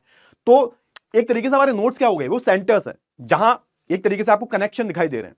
एक सेंटर ये हो गया, एक सेंटर ये हो गया, है ना। इसको थोड़ा सा मैं ऐसा समझू तो आप देखोगे, देखो ध्यान से, आप थोड़ा सा देखोगे ना, हाँ ये देखो, है ना, ये सब क्या है हमारे? ये आपको सिर्फ सारे लिंक्स दिखाई दे रहे हैं, ये सारे क्या है सर, ये सारे लिंक्स हैं, ये सारे लिंक्स हैं, है ना। और मान चलो एक ये सेंटर बना हुआ है, एक ये सेंटर बना हुआ है, एक ये सेंटर है, ये क्या है सर, ये हमारे नोट्स है, ये हमारे क्या सर, ये मीटिंग पॉइंट्स है ना।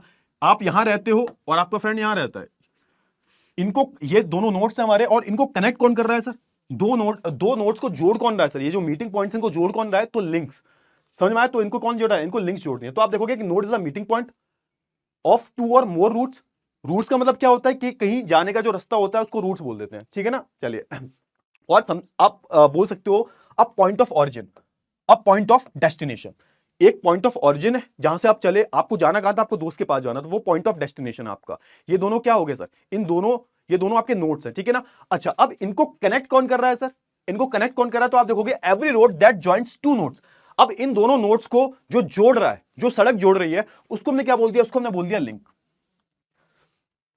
और फिर ऐसे करके बहुत सारे नोट्स होंगे हमारे, है ना, बहुत सारे आप देखोगे, बहुत सारे हमारे नोट्स होंगे, आप देखोगे ध्यान से देखो फटाफट से, है ना। एक नोड ये हो गया, एक नोड ये हो गया, एक नोड ये हो गया, एक ये हो गया, ये हो गया, ये हो गया, है ना। और ये आपस में क्या है सर, ये आपस में कनेक्टेड है सर। कैसे कनेक्टेड है सर, ये लिंक्स के थ्रू कनेक्टेड है। ये हमारी क्या है, ये जो इनका जाने वाला रास्ता है, ये मान के चलो आप यहां रहते हो तो आपका प्लेस ऑफ ऑरिजिन ही हो गया, आपको जाना है यहां पे तो प्लेस ऑफ डेस्टिनेशन ही होगी। इनको बीच को जो जोड़ रहा है सर, इनको कनेक्ट कर रहा है, वो क्या है सर, वो हमारी लिंक है, लिंक्स हमारी। और आप देखोगे ये सब जो है इनका एक तरीके से आपको ये पूरा जो आपको देखने को मिलता है ना, पूरे कनेक्शंस देखने को मिलता है आपको ये। और इसी को हम क्या बोल देते हैं सर, इसी को हम बोल देते हैं नेटवर्क। इसको हम क्या बोल देते हैं, नेटवर्क। इनके बीच में जो आपको लिंकेज दिखाई दे रहा है ना, एक पूरा जो लिंकेज दिखाई दे रहा है इनके बीच में, इसको हम नेटवर्क बोल देते हैं। ये सारे नोट्स और जो लिंक्स हैं, सारे नोट्स एक दूसरे से कनेक्टेड है थ्रू लिंक्स, और यही सब मिलकर क्या बनाते हैं, यही सब मिलकर आपको देखोगे नेटवर्क्स बनाते हैं। क्लियर हुआ। चलिए, तो सारी जगह जो वेल कनेक्टेड हो जाती है उसको हम नेटवर्क बोल देते हैं। ये नेटवर्क बनता कैसे है, नोट्स और लिंक से मिलकर बनता है। चलिए, बहुत ही बढ़िया, बहुत ही बढ़िया। अच्छा, अब यहां पे बात की जा रही है फैक्टर्स अफेक्टिंग द ट्रांसपोर्टेशन। कौन कौन से फैक्टर्स हैं जो अफेक्ट करते हैं, तो आप देखोगे बहुत सारे फैक्टर्स।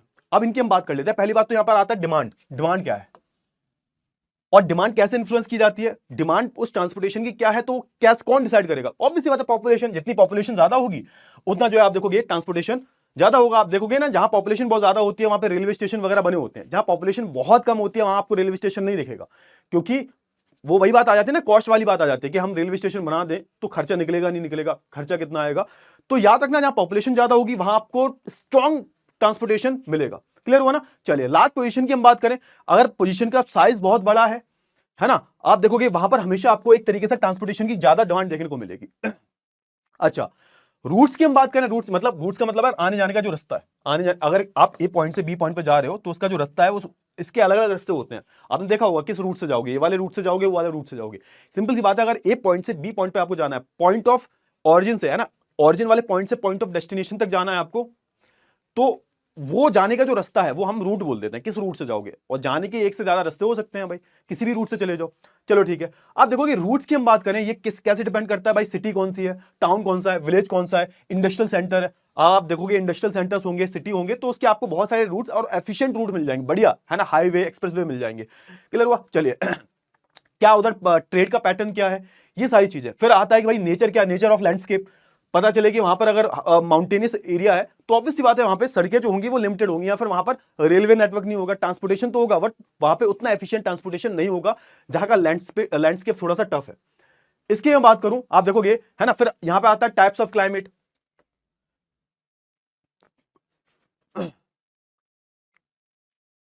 ठीक है, फिर यहां पे फंड भी आ जाते हैं, पैसा पैसा मेन यहां पर फैक्टर आ जाता है, funds available for overcoming obstacle along the length of the route. Funds की अवेलेबिलिटी भी आ जाती है। कभी कभी होता है क्या है, जब हम कोई भी रोड वगैरह बना रहे होते हैं, बीच बीच में आप देखोगे, पहली बात तो लैंड एक्विजिशन की बहुत प्रॉब्लम आती है, दूसरी प्रॉब्लम आती है फंड्स की। आई होप आपको इतनी चीजें जो है बहुत अच्छे से क्लियर हो गई होंगी। आगे बढ़ जाते हैं, फिर हम बात कर लेते हैं थोड़ा कम्युनिकेशन के बारे में। ट्रांसपोर्टेशन के बारे में हमने बात कर ली, let's talk about communication. Communication की हम बात करें तो आप देखोगे कि जो अर्ली कम्युनिकेशन हुआ करते थे पहले, तो हम पहले क्या करते थे भाई, वो आपने देखा होगा ना, वो जो गाना है कबूतर जा जा जा, तो कबूतर जो अलग अलग बर्ड्स होते हैं वो भी एक तरीके से मैसेज सेंड करते थे। फिर आप देखोगे है ना, by people, by animal, by boat. तो आप देखोगे ना पहले कम्युनिकेशन को हम ट्रांसपोर्टेशन से ही जोड़ के देखते थे, because at that time it use to be the part of transportation, communication use to be the part of transportation. Communication जो था वो ट्रांसपोर्टेशन का हिस्सा हुआ करता था। क्यों? क्योंकि हम या तो किसी इंसान के द्वारा भेज रहे हैं मैसेज तुम्हारा, किसी एनिमल के थ्रू, पैक एनिमल जिसको हम बोलते हैं, बोट्स, है ना। तो कहीं ना कहीं पहले आप देखोगे, पहले एक तरीके से स्ट्रांगली ऐसा माना जाता था कि भाई आप देखोगे कम्युनिकेशन हमारा ट्रांसपोर्टेशन का ही पार्ट है ना। तो आप देखोगे इसको भी एक तरीके से हम ट्रांसपोर्टेशन सिस्टम का पार्ट माना करते थे, है ना। और ये हमें लाइंस ऑफ कम्युनिकेशन, इसको हम एक चीज, एक टर्म्स और देते थे, लाइंस ऑफ कम्युनिकेशन। तो व्हेन ट्रांसपोर्टेशन इज गुड तो communication become easier and faster. और ये होता है, जनरली होता है, अगर आपका ट्रांसपोर्टेशन अच्छा है तो आपका कम्युनिकेशन भी फास्ट होगा। लेकिन अब हमने क्या हुआ, अब जो modern types of modern communication है ना, उसने इस डेफिनेशन को चेंज कर दिया है। पहले नहीं था, जब पहले टेलीफोन वगैरह नहीं हुआ करते थे, पहले फोन नहीं थे, इंस्टाग्राम नहीं था, फेसबुक नहीं था, वीडियो कॉल्स नहीं होती थी, उस टाइम पे मैटर करता था। उस टाइम पे बोला जाता था कि अगर ट्रांसपोर्टेशन अच्छा है, क्योंकि देखो आपके जो मैसेजेस हैं वो कैसे जा रहे हैं, आपकी चिट्ठियां वगैरह कैसे जा रही है, मीन्स ऑफ ट्रांसपोर्टेशन से जा रही है, वो एफिशिएंट है। तो इसका मतलब क्या हुआ, इसका मतलब ये हुआ कि आपका जो है एक तरीके से, है ना, आपका जब ट्रांसपोर्टेशन एफिशिएंट है तो कम्युनिकेशन भी अच्छा होगा। कहीं ना कहीं हमने ट्रांसपोर्टेशन को, कम्युनिकेशन को ट्रांसपोर्टेशन का हिस्सा बना रखा है। अब मॉडर्न कम्युनिकेशन की बात करें तो नई नई चीजें इन्वेंट हुई भाई, है ना। मोबाइल फोन, सैटेलाइट की हम बात करें, ये सब डेवलप हो गए सर। आप देखोगे अब इनको क्या बोले जाने, इनको एक तरीके से, ये क्या है, ये एक तरीके से इंडिपेंडेंट है ना, ये ट्रांसपोर्टेशन से इंडिपेंडेंट है। अब भाई अब अगर कोई मैसेज भेज रहे हो आप ए प्लेस से बी प्लेस पे, आप चाहे कोई आपका दोस्त यूएसए में बैठा हो, ऑस्ट्रेलिया में बैठा हो, फर्क नहीं पड़ता, आप मैसेज भेजोगे उसको 1 सेकंड में पहुंच चला जाएगा। 1 सेकंड भी बहुत ज्यादा बता दिया मैंने, ठीक है ना, क्लियर हुआ। तो आज के टाइम पर ये फर्क नहीं पड़ता, और आप देखोगे आज के टाइम पर ये पूरी तरह से ट्रांसपोर्ट से सेपरेट हो चुका है। अच्छा आप देखोगे आज के टाइम पर हम जल्दी से जल्दी, बहुत फास्टली हम जो है अपना मैसेज को है एक जगह से दूसरी जगह पर सेंड कर सकते हैं, क्लियर हुआ ना। चलिए, अच्छा याद रखना कि आज भी अब जो पोस्टल सर्विस है ना, मेल सर्विस जो है, आज भी आप देखोगे आज भी कई जगह पर मिल जाती है आपको। खैर ये आने वाले टाइम पर बिल्कुल रिप्लेस होने वाला है, बट हाँ आज के टाइम पर आपको ये सर्विसेज देखने को मिल जाती हैं और बहुत चीप है। और आप देखोगे कि ज्यादा वॉल्यूम में मेल्स वगैरह जो होते हैं ना, उनको भेजने में आज भी इनका इस्तेमाल किया जाता है। लेकिन हाँ आने वाले 10 से 15 सालों में, 10 साल 15 साल तो बहुत ज्यादा बता दिया मैंने, इनका जो इस्तेमाल बंद होने वाला है। फिर आया टेलीकम्युनिकेशन। टेलीकम्युनिकेशन की हम बात करें तो यहां पे सिंपल सा मतलब होता है कि जब आप किसी इंफॉर्मेशन को एक जगह से बहुत दूसरी जगह भेज रहे हो, बहुत लंबे डिस्टेंस के लिए, है ना, तो उसको हम बोलते हैं टेलीकम्युनिकेशन। उसमें हम अलग अलग टेक्नोलॉजी का इस्तेमाल करते हैं, लाइक फोन का, इंटरनेट का। और इसका भी धीरे धीरे एवोल्यूशन हुआ। आप देखोगे टेलेक्स आया, पहले टेलीग्राम आया, टेलेक्स आया, है ना, मॉर्स कोड, अलग अलग डिवाइसेस आई। और कहीं ना कहीं आप देखोगे 100 साल में बहुत ज्यादा ये ट्रांसफॉर्म होता रहा हमारा, है ना, द वे वी कम्युनिकेट। तो आप देखोगे कि जो मैसेजेस वगैरह जो है, इनका भी एक तरीके से, प्रॉपर तरीके से टेलीकम्युनिकेशन है, इसका भी पूरे तरह से रिवोल्यूशन हुआ है। It has revolutionized communication because message can be sent in seconds instead of weeks. Obviously बात, आप कहीं एक जगह से बी जगह आपको मैसेज भेजना है तो पहले हफ्तों लग जाया करते थे, है ना, हफ्तों महीनों लग जाते थे। लेकिन आज के टाइम पर नहीं, आज के टाइम पर तो इंस्टेंटली जो आप मैसेज भेज सकते हो, है ना। आप देखोगे कि स्टार्टिंग इनसे कैसे हुई थी, तो टेलीग्राम का यूज किया जाता था, टेलीग्राम, मोर्स कोड का। मोर्स कोड में क्या होता था, आप ना अलग अलग कोड्स में कोई भी सीक्रेट मैसेज भेजा करते थे। सेकंड वर्ल्ड वॉर में इसका, फर्स्ट वर्ल्ड वॉर में बहुत इस्तेमाल किया गया था, सेकंड वर्ल्ड वॉर में इसका अच्छा इस्तेमाल किया गया था। टेलेक्स की हम बात करें, ये एक तरीके से एडवांस वर्जन था टेलीग्राम का, टेलीग्राफ का, सॉरी मैं कह रहा हूं टेलीग्राम, सॉरी टेलीग्राफ का, है ना। तो आप देखोगे ये क्या है सर, ये हमारे मॉर्स कोड है, और ये आप देखोगे ये हमारा मॉर्स कोड है, ठीक है। आप देखोगे ये हमारा टेलेक्स है, ठीक है, ये टेलीग्राम है, टेलीग्राम, हाँ टेलीग्राम कुछ ऐसे ही होता था, ऐसे ही होता था टेलीग्राम। बेसिकली टेलीग्राम सेम ही है, बस इसका एक एडवांस वर्जन था टेलीग्राम, कुछ ऐसी है, ट्रेडिशनल मशीनें इस्तेमाल होती थी।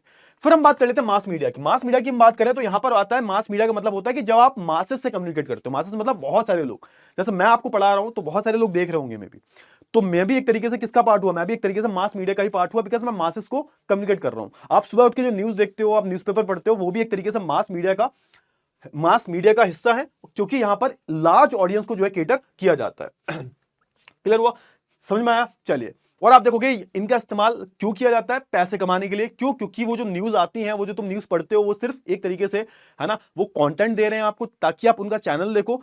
मेन इनका जो रेवेन्यू आता है वो आता है एडवर्टीजमेंट से और एंटरटेनमेंट से। तो ये आई होप क्लियर हो गया होगा, बहुत अच्छे से क्लियर हो गया होगा।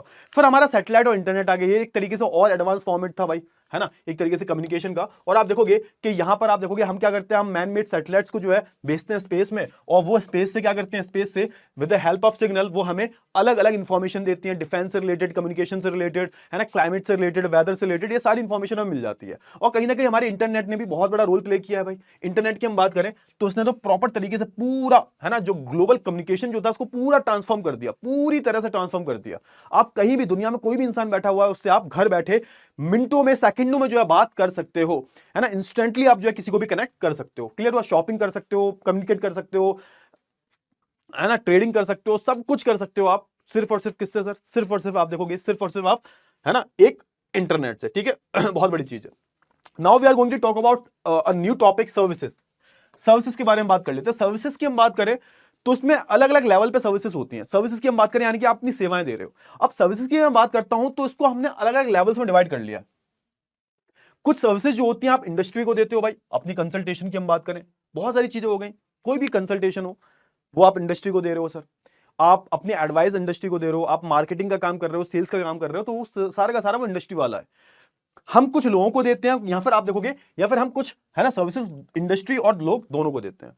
क्लियर हुआ ना। जैसे हम बात करें ट्रांसपोर्टेशन की, हम लोगों को भी दे रहे हैं, बहुत पर्सनल, हम लोग जैसे मान के चलो मेरा ड्राइवर है तो वो मुझे दे रहा है सर्विस, पर्सनली मुझे दे रहा है, या फिर हो सकता है मैं किसी कंपनी के लिए काम कर रहा हूं, ठीक है ना। तो कुछ सर्विसेज ऐसी होती हैं जो एक तरीके से इंडस्ट्रियल सेंट्रिक होती हैं, कुछ होती है भाई पीपल सेंट्रिक, यानी कि तुम पर्सनली दे रहे हो भाई, उनके घर में काम कर रहे हो, उनके साथ काम कर रहे हो, कुछ दोनों दोनों से रिलेटेड होती हैं, ठीक है ना। क्लियर हुआ। चलिए अब इसमें जो आपको सबसे पहली सर्विसेज देखने को मिलती है, लो ऑर्डर सर्विसेज।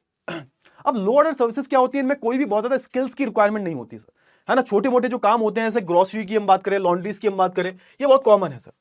फिर आती है हमारी हाई ऑर्डर सर्विसेज, जिसमें आपको जो है एक तरीके से स्पेशलाइजेशन चाहिए होती है। Accountant, consultant, financial adviser, physician, है ना, सर्जन, ये सब क्या है सर, ये सब ऐसी स्किल्स है, ऐसी ये सर्विसेज है जिनमें आपको एक तरीके से प्रॉपर तरीके से डिग्री चाहिए, स्किल्स चाहिए, है ना। फिर हम बात करें, जैसे हम बात करें फिर हमारे यहां पे बताई जा रही है कि सर्विसेज को हम एक तरीके से किसी इंडिविजुअल कंज्यूमर को भी दे सकते हैं भाई। जैसे आपके घर में बहुत सारे बच्चे ऐसे होंगे, इनके घर में मेड लगी होगी, खाना बनाते होंगी। अगर तुम्हारा गार्डन होगा, अमीर होगी, तो भाई गार्डनर भी लगा होगा, है ना। लॉन्ड्रर आता होगा भाई, कपड़े वपड़े ले आता होगा भाई तुम्हारे, है ना। तो आप देखोगे ये सारी जो चीजें हैं, कहीं ना कहीं आप देखोगे, बार्बर की हम बात करें, बार्बर हो गया, ये सब क्या है, ये भी अपनी सर्विसेज दे रहे हैं, लेकिन ये लो ऑर्डर सर्विसेज है और इसमें फिजिकल लेबर लगती है। फिर हम बात कर लेते हैं टीचर, लॉयर, फिजिशियन, म्यूजिशियन की हम बात करें, तो इसमें एक तरीके से मेंटल लेबर ज्यादा लगती है, इसमें आपको स्किल्स चाहिए और भैया दिमाग ज्यादा लगाना पड़ता है। बहुत सारी सर्विसेज ऐसी हैं आज के टाइम पर, इनको रेगुलेट भी किया जाता है भाई, बहुत ज्यादा जरूरी है रेगुलेशन। रेगुलेशन नहीं करोगे तो दिक्कत हो सकती है भाई। जैसे हम बात करें जो हमारे हाईवेज वगैरह मेंटेन किए जाते हैं, जो ब्रिजेस बनाए जाते हैं, इनको रेगुलेट करना बहुत जरूरी है, बिकॉज सरकार के पास अगर रेगुलेशन नहीं होगी तो मे भी हो सकता है इसमें घपला हो जाए, ब्रिजेस बनाए टूट गए तो। फिर उसके बाद आप देखोगे, है ना, फायर फाइटिंग की हम बात करें, डिपार्टमेंट्स की बात करें, फिर आप देखोगे कि जो ऐसा काम होता है सप्लाइंग का, या फिर सुपरवाइजिंग एजुकेशन की हम बात करें, और फिर हम बात करें कस्टमर केयर की। इनमें मोस्टली क्या होता है, आप देखोगे, चाहे प्राइवेट लेवल की हम बात करें, चाहे सरकारी लेवल की हम बात करें, इनमें आपको सुपरविजन चाहिए होता है, कोई ना कोई आपके ऊपर होता है। जैसे आपने कस्टमर केयर की बात करें, कस्टमर केयर सर्विसेज की हम बात करें, अब हो सकता है वो ठीक से काम ना कर रहे हो, तो उनके ऊपर एक सुपरवाइजर होता है, वो इंश्योर करता है कि जितने भी कस्टमर है उनकी जो समस्या है उनको सुना जा रहा है। तो हर एक बहुत सारी सर्विसेज ऐसी होती हैं जिनमें आपको सुपरविजन की जरूरत पड़ती है। ये पूरा जो आपको ऑर्गेनाइजेशन में एक स्ट्रैटिफिकेशन देखने को मिलता है, ऐसी तो है, एक लेयरिंग है पूरी, हर कोई एक दूसरे के ऊपर काम कर रहा है, हर कोई एक दूसरे को रिपोर्ट करता है, इससे क्या होता है, स्मूथली काम चलता रहता है। तो ये यहां पर बताया गया। क्लियर हुआ। चलिए, तो बहुत सारी सर्विसेज ऐसी होती है, इनमें सुपरविजन बहुत ज्यादा जरूरी होता है, चाहे वो गवर्नमेंट हो, चाहे वो प्राइवेट कंपनीज हो, ठीक है सर। आप देखोगे, आज की हम बात करें, बहुत सारे जो वर्कर्स, बहुत सारे जो लोग हैं, वो एक तरीके से सर्विस सेक्टर में ही काम कर रहे हैं सर, है ना। अब ये धीरे धीरे डेटा चेंज हो रहा है इंडिया में भी। अगर मैं पूरे वर्ल्ड लेवल की बात करूं तो मैक्सिमम जो सिटीज हैं जहां पर, है ना, लोग जो हैं वो एक तरीके से आज सर्विस सेक्टर में लगे हुए हैं। आप देखोगे कि सर्विसेज हम हर, जितनी भी हमारी पूरी सोसाइटी है उसको चाहिए होती है। और आप देखोगे जितनी भी डेवलप्ड कंट्रीज की हम बात करें, हाईएस्ट जो परसेंटेज है वो आपको दिखेगा, वो सर्विस सेक्टर में दिखेगा। मतलब मैक्सिमम जो लोग हैं वो कहां एम्प्लॉयड है सर, वो सर्विस सेक्टर में एम्प्लॉयड, सर्विस सेक्टर में वो लोग एम्प्लॉयड है मैक्सिमम। ये तो मैंने ऑलरेडी बता दिया। अगर हम कंपेयर करें अपनी डेवलप्ड कंट्रीज से, डेवलप्ड कंट्रीज अगर सॉरी लेस डेवलप्ड या फिर डेवलपिंग कंट्रीज से कंपेयर करें, तो कहीं ना कहीं यहां पर आपको देखने को मिलेगा डेवलप्ड कंट्रीज में कि यहां पर लोग बहुत ज्यादा इंगेज होते हैं हमारी सर्विस एक्टिविटीज में, ठीक है सर। अगर आप एम्प्लॉयमेंट के ट्रेंड्स पे जाओगे तो एम्प्लॉयमेंट के ट्रेंड भी यही बोलता है कि आप देखोगे कि इस सेक्टर में काफी अच्छा खासा आपको देखने को मिलेगा। और आप देखोगे कि दूसरे जो सेक्टर है, like if I talk about primary sector और सेकेंडरी सेक्टर, इनमें या तो ये स्टैग्नेंट दिखाई देंगे, अनचेंज। जैसे इंडिया की हम बात करें तो इंडिया में थोड़ा सा सीन अलग है। इंडिया में हमने जीडीपी में भले ही सेकेंडरी और प्राइमरी एक्टिविटी में ज्यादा कंट्रीब्यूट कर लिया हो, लेकिन फिर भी आप देखोगे अभी भी मैक्सिमम जो लोग हैं ना वो प्राइमरी एक्टिविटीज में ही काम कर रहे हैं। लेकिन फिर धीरे धीरे रिसेंट ईयर में ये भी देखने को मिला है, डेटा चेंज हो रहा है। अब आप देखोगे मैक्सिमम जो लोग हैं वो आप देखोगे सेकेंड प्राइमरी और सेकेंडरी एक्टिविटी से हटके सर्विस सेक्टर की तरफ ज्यादा जा रहे हैं, ज्यादा आपको दिखना, एक तरीके से आपको इंक्रीज दिखाई देगा आपको, ठीक है ना। तो ये सारी जो चीजें आपको देखने को मिलती हैं, ठीक है सर। अब एक बहुत ही बढ़िया एग्जांपल जो है इसके बारे में बात कर लेता हूं, जो कि बहुत ही ज्यादा इंपॉर्टेंट है इन टर्म्स ऑफ जीडीपी, बिकॉज ये एक ऐसा सर्विस सेक्टर का पार्ट है जो कि जिसका जो ऐसे ऐसे देश है ना, मतलब जिनका पूरा देश ही पूरा किस पे चल रहा है, टूरिज्म पे चल रहा है। मॉलडीव की मैं बात करूं, फ्रांस की मैं बात करूं, ग्रीस की मैं बात करूं, ऐसे ऐसे देश हैं जो ऐसे, और ऐसे ऐसे स्टेट्स भी हैं, गोवा की मैं बात करूं, हिमाचल की मैं बात करूं, ऐसे ऐसे स्टेट्स हैं ये सिर्फ और सिर्फ टूरिज्म पे चल रहे हैं। मतलब टूरिज्म खत्म तो ये लोग खत्म। आपने देखा था ना बीच में जब ये कोविड वगैरह आया था, तो सोच के देखो जो भी ऐसे देश थे जहां पर टूरिज्म बहुत ज्यादा था, जिनकी इकोनॉमी टूरिज्म पे ही चलती थी, ये सारे के सारे नेगेटिव में चले गए थे, सारे के सारे इनकी इकोनॉमी एकदम धाराशायी हो गई थी। तो समझो थोड़ा सा, tourism one of the most important service sector में आता है। क्यों? क्योंकि सर्विस सेक्टर में भी आप देखोगे सबसे ज्यादा कंट्रीब्यूशन इसका दिखाई देता है टूरिज्म का। टूरिज्म पे भैया देश चल रहे हैं, यहां पे ये बताया गया है। आप देखोगे टूरिज्म की हम बात करें, आप देखोगे कि क्यों किया जाता है भैया, जब आप रिक्रिएशनल एक्टिविटीज के लिए जो है एक तरीके से आपका पर्पस रिक्रिएशन होता है। रिक्रिएशन का सिंपल सा मतलब होता है कि जो भी काम आप फ्री टाइम में करते हो, जो भी आपने आपको एंटरटेन करने के लिए काम करते हो ना, उसको हम क्या बोल देते हैं सर, उसको हम बोल देते हैं, है ना, रिक्रिएशन। रिक्रिएशन की हम बात करें तो सिंपल सी बात है, इसमें क्या हो रहा है कि आप rather than your business purpose, rather than your business purpose, आप क्या कर रहे हो सर, आप रिक्रिएशन करना चाहते हो, आप माइंड फ्रेश करने जा रहे हो, अपने आप को खुशी देने जा रहे हो, आप फ्री टाइम में जो भी काम करते हो उसको रिक्रिएशन बोल देते हैं। आप देखोगे कि it is one of the most, है ना, one of the most important service sector और one of the most largest tertiary activity. आप देखोगे यहां पर ये एक ऐसी टर्शरी, एक ऐसे सर्विस सेक्टर में आता है जहां पर आपको लगभग लगभग 250 मिलियन से ज्यादा लोग जो है इसमें इन्वॉल्व होते हुए दिखाई देंगे। मतलब इतने लोगों को ये रोजगार दे रही है, पैसा कमा के दे रही है, ठीक है ना। टोटल रेवेन्यू आप देखोगे ये जीडीपी का टोटल 40% से भी ज्यादा कंट्रीब्यूट करती है बहुत सारे देशों का। तो इसके अलावा जो अलग अलग, है ना, इसके अलावा हम देखें बहुत सारे जो लोकल लोग हैं, बहुत सारे जो लोकल लोग हैं उनको भी एक तरीके से ये एक तरीके से क्या देती है, रोजगार देती है, एम्प्लॉयड देती है। जैसे आप देखोगे बहुत सारे लोकल लोग होते हैं, इनके पास थोड़ी बहुत जगह होती है, वो बहुत सारे एयरबीएनबी, होटल्स, कैफेज वगैरह बना लेते हैं। तो एक तरीके से, है ना, अकोमोडेशन का, मील्स, ट्रांसपोर्टेशन, एंटरटेनमेंट, है ना, जो अलग अलग क्राफ्ट वाली शॉप्स होती हैं, है ना, इन सबको जो है ये लोग क्रिएट कर लेते हैं, ठीक है सर।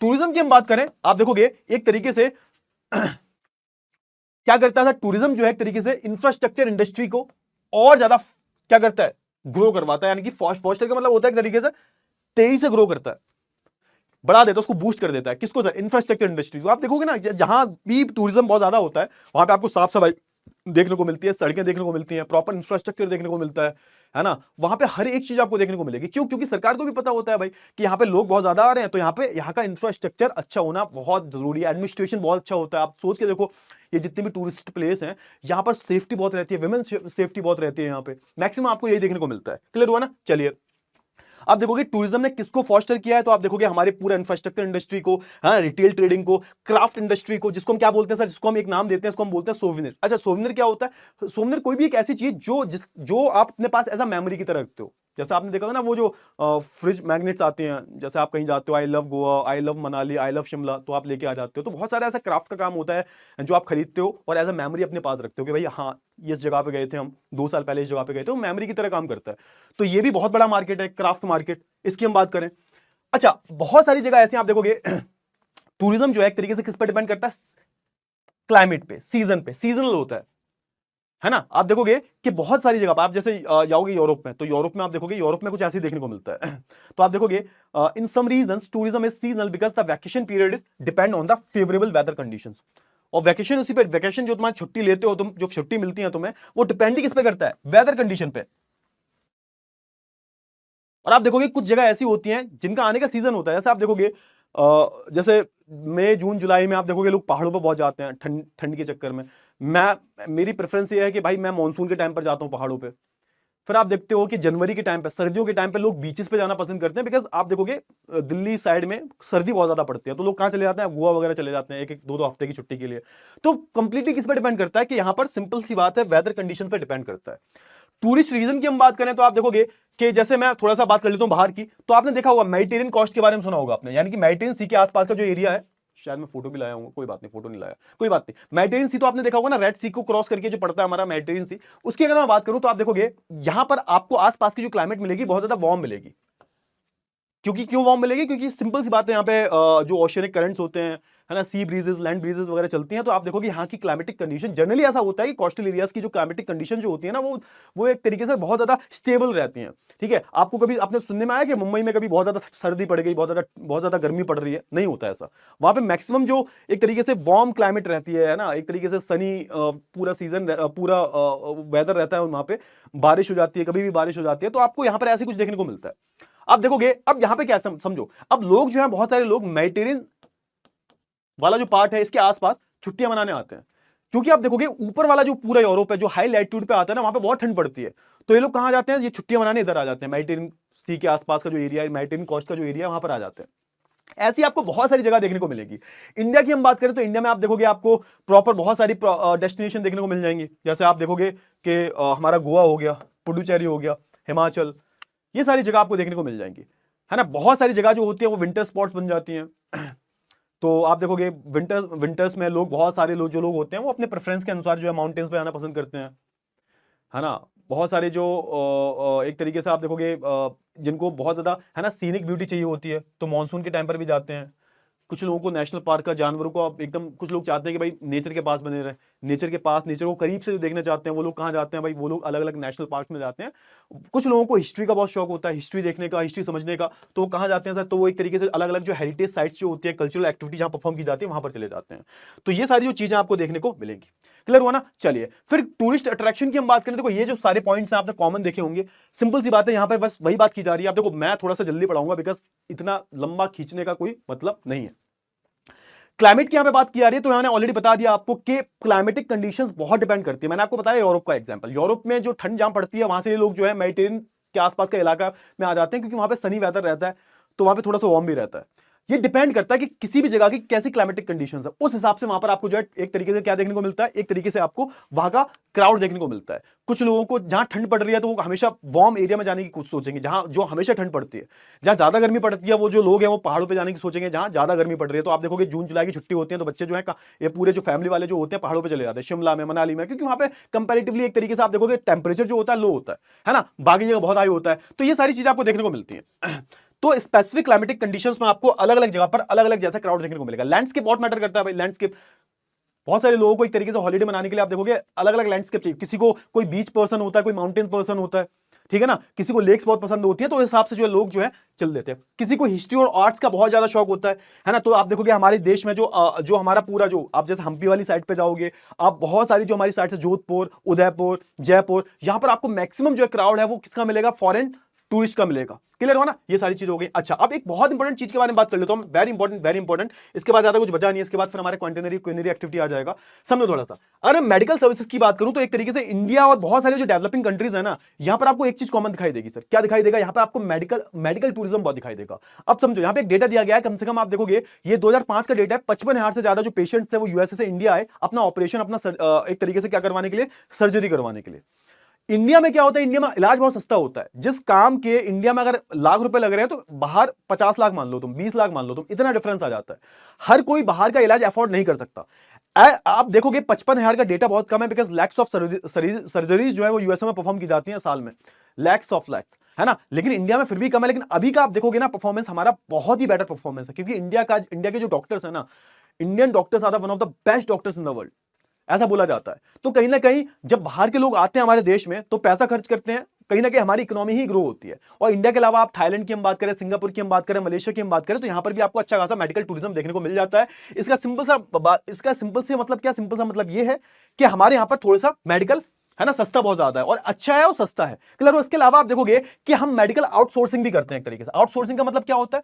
आउटसोर्सिंग का सिंपल सा मतलब होता है कि अपना काम जब आप सेकंड पार्टी से करवाते हो, मतलब कोई भी आपकी कंपनी का काम है, अब वो आपका मेन काम नहीं है, बट उसके बिना काम भी नहीं चल सकता। तो आप जब उस काम को करोगे तो शायद ज्यादा खर्चा आएगा, तो आपने किसी बाहर वाले बंदे को काम दे दिया, वो सस्ते में काम करके आपको दे रहा है। जैसे कॉल सेंटर्स की हम बात करें, इंडिया में मैक्सिमम कॉल सेंटर्स क्यों मिलते हैं आपको? क्योंकि बाहर के जो लोग आते हैं, बाहर बहुत महंगा पड़ेगा अगर वो कॉल सेंटर खोलेंगे, तो अमेरिका में, यूएस में उनको ज्यादा पे करना पड़ेगा, तो वो एक तरीके से आउटसोर्स कर देते हैं। आउटसोर्स का मतलब होता है किसी दूसरे से काम करवाना अपना। तो यहां पर आपको मेडिकल आउटसोर्सिंग भी देखने को मिलती है। बहुत सारी जो रिपोर्ट्स होती हैं भाई, आप देखोगे कि बहुत सारी जो रिपोर्ट्स होती हैं वो इंडिया के डॉक्टर्स पढ़ते हैं, वो एक तरीके से फ्रीलांसर, एज अ फ्रीलांसर काम करते हैं। जैसे एमआरआई की रिपोर्ट हो गई, बहुत सारी एमआरआई की हम बात करें, जो रेडियोलॉजी इमेजेस जो होती हैं, इससे अलग अलग बीमारियों का पता लगता है, इसकी हम बात करूं, है ना। फिर मैं एक तरीके से बात करूं, ये अपनी जो एमआरआई है ना, ये हमारे एमआरआई जो मशीन होती है ना, मैग्नेटिक रेजोनेंस इमेज करके, इससे आप देखते हो ना अलग अलग बीमारियों को पता लगता है, कैंसर वैंसर अंदर है क्या। तो प्रॉपर तरीके से आप देखोगे ना, मशीन होती है, उस मशीन में डाला जाता है भाई, और पूरी रिपोर्ट होके आती है। अब रिपोर्ट को भाई, रिपोर्ट को हर कोई नहीं पढ़ सकता, इसके लिए अलग अलग स्पेशलिस्ट होते हैं, एमआरआई स्पेशलिस्ट होते हैं, वो पढ़ते हैं। फिर अल्ट्रासाउंड करवाया जाता है, पथरी वथरी जो होती है उसको देखने के लिए, आप देखोगे ना पेट में जो भी दिक्कत होती है, समस्या जो होती है, उसको देखने के लिए अल्ट्रासाउंड भी करवाया जाता है। तो इन सबकी जो रिपोर्ट्स हैं, सबके जो टेस्ट हैं, वो कहीं ना कहीं है ना आउटसोर्स किए जाते हैं। इंडिया के जो डॉक्टर्स होते हैं वो एक तरीके से क्या देते हैं, अपना इंटरप्रिटेशन उस पर देते हैं। क्लियर हुआ ना। चलिए, तो इससे भी कई सारा जो पैसा हमारे देश में आता है, और एक तरीके से आप देखोगे कि इंडिया में मेडिकल टूरिज्म जो है बहुत ज्यादा फ्लरिश कर रहा है, फ्लरिश कर रहा है, मतलब बढ़ रहा है बहुत अच्छे से। ठीक है ना। चलिए, बहुत अच्छी बात है। ये हमारा मेडिकल टूरिज्म हो गया। फिर आता है हमारा क्वांटिनरी एक्टिविटी। अच्छा, क्वांटिनरी एक्टिविटी, अब देखो हमारा पूरा टर्शियरी एक्टिविटी वाला पार्ट खत्म हो गया। आई होप आपको इतनी चीजें क्लियर हो गई होंगी। अब मैं अगर बात करूं क्वांटिनरी एक्टिविटी के बारे में, तो आप समझो यहां पे आपने देखा होगा कि कोई एक बंदा जो है सीईओ है, कोपेनहेगन करके शहर है ना, न्यूयॉर्क में आप जाओगे तो मिलेगा आपको। कोपेनहेगन न्यूयॉर्क की हम बात करें, बैठा हुआ है भाई बंदा, सीईओ है कोई भैया, एक तरीके से मेडिकल ट्रांसक्रिप्शनिस्ट है। ये क्या होता है सर, इसका मतलब सिंपल सा होता है कि बहुत सारी जो, जैसे डॉक्टर्स कुछ ओरली वगैरह जब बोलते हैं, बहुत सारी जो आप देखोगे ना, जब एक तरीके से आप बोल सकते हो कि एक तरीके से जब क्या किया जाता है, बेसिकली डॉक्टर्स वगैरह बैठते हैं बहुत सारी चीज़ों पे अपनी रिसर्च वगैरह पब्लिश कर रहे होते हैं, तो एक टाइपिस्ट होता है, बैठा होता है, टाइप करता रहता है, और उसका काम ही क्या, वो अलग होता है, स्पेशलिस्ट होता है, मेडिकल होता है, वो मेडिकल टाइपिस्ट होता है। वो क्या करता है, उसका काम यही होता है कि जो भी डॉक्टर्स बोल रहा है उसको अच्छे से लिखना, टाइप करना, प्रॉपर जो भी टर्म्स हैं, जो भी चीजें लिखी हैं, उसको पूरा डिकोड करना। अब ये भी एक तरीके से स्पेशलिस्ट वाला काम है, क्योंकि हर काम वो नहीं कर सकता। डॉक्टर जो बोल रहा है, तो उसमें जो वो कीवर्ड्स का यूज करेगा, वो शायद आपको नॉर्मल इंसान को समझ में नहीं आएंगे, नॉर्मल जो टाइपिस्ट होगा उसको समझ में नहीं आएंगे। ठीक है ना। तो एक आप देखोगे, एक तरीके से आप देखोगे एक मेडिकल ट्रांसक्रिप्टर बैठा हुआ है भाई, वो एक तरीके से क्या कर रहा है, वो एक तरीके से पूरा डिकोड कर रहा है। एक बंदा जो है न्यूयॉर्क में बैठा हुआ है ना, एमएनसी का सीईओ है सर। ये लोग क्या है सर, ये लोग एक तरीके से ये भी सर्विस सेक्टर में आते हैं, लेकिन ये सर्विस सेक्टर कैसा सर, नॉलेज ओरिएंटेड है सर, नॉलेज ओरिएंटेड है सर। और आप देखोगे इस सेक्टर को हमने दो पार्ट में बांटा है। जो नॉलेज ओरिएंटेड सेक्टर है, जिसमें बहुत ज्यादा स्किल्स चाहिए होती है, इसको हमने दो पार्ट्स में बांटा है। एक तो हमारे क्वांटिनरी और दूसरा हमारे क्यूनरी। एक तो क्वांटिनरी, दूसरा क्यूनरी, है ना। एक एक करके बात कर लेते हैं। क्वांटिनरी की बात करें तो आप देखोगे इसमें क्या होता है, इसमें आप देखोगे आप एक तरीके से इंफॉर्मेशन को कलेक्ट करते हो, प्रोड्यूस करते हो, है ना, किसी भी इंफॉर्मेशन को डिसेमिनेट करते हो सर आप, उसको पूरा जो है एक तरीके से डिकोड करते हो आप, और अपनी इंटरप्रिटेशन देते हो। इसमें आप देखोगे आपको हाईली स्किल्स चाहिए होती है, सिंपल सी बात है। देखो क्वांटिनरी में आपको हाईली स्किल्स चाहिए होती है, और एक तरीके से आप इंफॉर्मेशन को प्रोड्यूस कर रहे हो, अपना डेटा दे रहे हो, अपना वैल्यूएबल डेटा दे रहे हो। यहां पे लिखा हुआ है, आगे हम बात करें क्वांटिनरी एक्टिविटीज जो है, एक तरीके से आप देखोगे ये किस पर एक तरीके से आप बोल सकते हो, एक है ना, एक रिसर्च सेंट्रिक एक्टिविटी होती है, जहां पर रिसर्च चाहिए होती है भाई, याद रखना। और आप देखोगे एक तरीके से एडवांस फॉर्म ऑफ आपको सर्विसेज देखने को मिलती है ना। आप देखोगे development and may be seen as the advance form of services involving the specialised knowledge and technical skills. तो आपको इसमें स्पेशलाइज्ड और टेक्निकल स्किल चाहिए होती है। जैसे मैं बात करूं डॉक्टर्स की, जैसे मैं बात करूं जो अलग अलग सॉफ्टवेयर इंजीनियर्स होते हैं, HD1 लेवल के, HD2 लेवल के, HD3 लेवल के, ये भी क्या है सर, ये भी बहुत ज्यादा स्किल्ड है सर, ये भी बहुत ज्यादा स्किल्ड पर्सन है, लेबर मान लो, लेबर पर्सन जो भी है। आप समझो, जो बंदा IIT मुंबई से पढ़ा है, जो सॉफ्टवेयर डेवलपर है, जो जिसका साल का 80-90 लाख का पैकेज है, तो वो कुछ ना कुछ तो इन्फॉर्मेशन प्रोड्यूस करता होगा, कुछ ना कुछ तो कोडिंग करता होगा, जिससे आप ऐप चला पा रहे हो। आप PW का ऐप चला रहे हो, इसका मतलब पीछे पूरी टेक टीम बैठी हुई है, वहां पे कोई बंदा बैठा होगा जो कोडिंग कर रहा होगा। समझ में आया? ये भी क्या है, ये भी क्वांटिनरी एक्टिविटी का पार्ट है। क्वांटिनरी सेक्टर की हम बात करें, आप देखोगे कि इसने एक तरीके से, है ना, अलॉन्ग विद टर्शियरी सेक्टर, इसको मिला के आप देखोगे has replaced most of the primary and secondary employment as the basic for the economic growth. इसने एक तरीके से रिप्लेस किया है किसको भाई, प्राइमरी और सेकेंडरी को। यानी कि अब जो है यहां पर आप देखोगे मैक्सिमम जो लोग हैं क्या कोशिश कर रहे हैं, मैक्सिमम लोग आपको जो है क्वांटिनरी और टर्शियरी एक्टिविटी में जो है काम करते हुए दिखाई देंगे इकोनॉमिक ग्रोथ के लिए। आप देखोगे आधे से ज्यादा वर्कर्स जो हैं डेवलप्ड कंट्रीज में कहां लगे हुए हैं सर, वो एक तरीके से इस नॉलेज सेक्टर में लगे हुए हैं, जिसमें क्वांटिनरी और क्यूनरी एक्टिविटी दोनों आते हैं। यानी कि अगर आप बात करोगे डेवलप्ड कंट्रीज की, आधे से ज्यादा आप देखोगे, आधे से ज्यादा जो लोग हैं डेवलप्ड कंट्रीज में, इंडिया की बात नहीं कर रहा, I am talking about developed countries, वो नॉलेज सेक्टर में लगे हुए हैं और आप देखोगे अच्छी खासी ग्रोथ है यहां पर, है ना। और एक तरीके से यहां पर अच्छा हाई ग्रोथ है, हाई कंजम्पशन यहां पर देखने को मिलता है इंफॉर्मेशन बेस्ड सर्विसेज का। आप देखोगे जितनी भी बड़ी बड़ी कंपनियां, माइक्रोसॉफ्ट, मेटा, फेसबुक, ये सब जो है, गूगल, टेस्ला, बड़ी बड़ी टेक कंपनी जो है, ये सब कहां की है सर? ये सब आपको जो बाहर इनके ऑफिस जितनी भी डेवलप्ड कंट्रीज हैं वहां पर आपको बनते हुए दिखाई देंगी। यहां पे बात की जा रही है, जैसे हम बात करें, है ना, जैसे यहां पे म्यूचुअल फंड मैनेजर की बात की जा रही है। म्यूचुअल फंड मैनेजर क्या करता है? म्यूचुअल फंड मैनेजर का काम क्या होता है कि जिस जिस बंदे को अगर शेयर मार्केट में पैसा लगाना नहीं आता, उसका पैसा कौन लगाता है? म्यूचुअल फंड मैनेजर लगाता है अलग अलग फंड्स में। तो आप म्यूचुअल फंड्स में डालते रहते हो और आपका पैसा लगता रहता है। उसके अलावा आप देखोगे सॉफ्टवेयर डेवलपर का काम क्या होता है? अलग अलग सॉफ्टवेयर बनाना भाई। जो हमारा स्टैटिस्टिशियन जो होता है, अलग अलग जो स्टैटिस्टिकल डेटा जो होता है उसको एनालिसिस करता है सर, ठीक है ना, क्लियर हुआ? चलिए, तो इसमें आप बहुत सारे एग्जांपल्स की बात की जा रही है, हॉस्पिटल्स की बात की जा रही है, एलिमेंट्री स्कूल्स की बात की जा रही है। ये सारी जो चीजें हैं कहीं ना कहीं आप देखोगे ये इसमें आ जाती हैं। ब्रोकरेज फर्म की हम बात करें, ये सारी की सारी फर्म क्या है? ये सारी की सारी जो चीजें हैं वो नॉलेज बेस्ड चीजें हैं। इसमें स्पेशलाइज्ड स्किल्स चाहिए आपको और टेक्निकल स्किल्स चाहिए आपको। चलिए, यहां पर दे रखा है लाइक सम ऑफ द, है ना, tertiary functions quaternary activity can also be outsource. याद रखो, अब ये बहुत इंपॉर्टेंट है, यानी कि बहुत सारी हम टर्शरी एक्टिविटी को क्या करते हैं सर? आउटसोर्स कर लेते हैं, मतलब किसी दूसरे बंदे से करवाते हैं। वैसे ही ठीक क्वांटनरी एक्टिविटी को भी हम आउटसोर्स कर सकते हैं, मतलब किसी और से काम करवा सकते हैं खुद ना करके। मतलब सिंपल सा है कि जो नॉलेज बेस्ड एक्टिविटी है उनको भी हम सीधा सा आउटसोर्स कर सकते हैं। आगे हम बात करेंगे, है ना। They are not tied to resource affected by environment और नेसेसरली लोकलाइज्ड बाय मार्केट। समझो इनके साथ एडवांटेज क्या होता है कि ना तो ये बंदी होती है किसी स्पेसिफिक रिसोर्स के साथ में, कि भाई आप जैसे देखते हो ना कि जैसे आपको कोई रॉ मटेरियल चाहिए तो उसके कोई भी रॉ मटेरियल, लेट्स से कि आपको आपकी गन्ने की खेती है तो उसको आसपास ही आपको मिल चाहिए होगी, तो ये किसी रिसोर्स स्पेसिफिक नहीं होती। आयरन ओर के लिए आपको आसपास क्या चाहिए होगी? आसपास आपको जो है आयरन ओर की जो इंडस्ट्री है वो एक तरीके से आयरन ओर माइन के पास ही होनी चाहिए, कोल के पास ही होनी चाहिए। तो ये कोई स्पेसिफिक रिक्वायरमेंट नहीं होती, ना ही ये एनवायरमेंट को अफेक्ट करती है, ना ही कोई एक ये एक आप बोल सकते हो कि स्पेसिफिक लोकेशन के लिए टायर्ड होती हैं, ठीक है ना। आप इनको कहीं भी, आपके पास बस कंप्यूटर होना चाहिए, एक हाई अच्छा बढ़िया, है ना, एक हाई स्पीड कंप्यूटर चाहिए आपको और एक तरीके से आपको इंटरनेट चाहिए, बस आपको कहीं भी पूरी दुनिया में काम कर सकते हो। फिर हमारा आता है क्यूनरी एक्टिविटी। क्यूनरी एक्टिविटी की हम बात करें, समझो अब देखो क्यूनरी एक्टिविटी क्वांटनरी एक्टिविटी सेम है। क्वांटनरी एक्टिविटी वाले जो लोग होते हैं वही जब उनका प्रमोशन हो जाता है वो एक ऐसे लेवल पे पहुंच जाते हैं जहां पर डिसीजन मेकिंग का काम होता है, उसको हम बोल देते हैं क्यूनरी एक्टिविटी। कुछ अंतर नहीं है, बस एक अंतर है कि यहां पर काम आता है भाई डिसीजन मेकिंग का।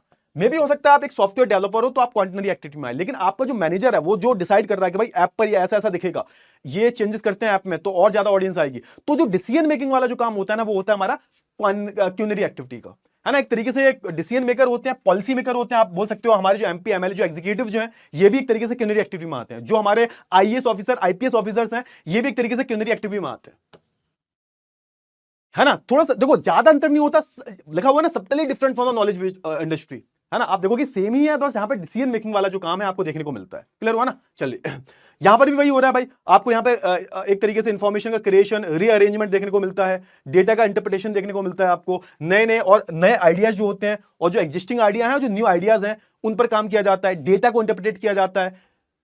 यहां पर बेसिकली हम क्या करते हैं सर? लोगों की लाइफ और बेहतर करना चाहते हैं और एक तरीके से यहां पर डिसीजन मेकिंग वाला काम करते हैं, जो डिसीजन पूरे देश को, पूरी कंपनी को भी अफेक्ट कर सकता है सर।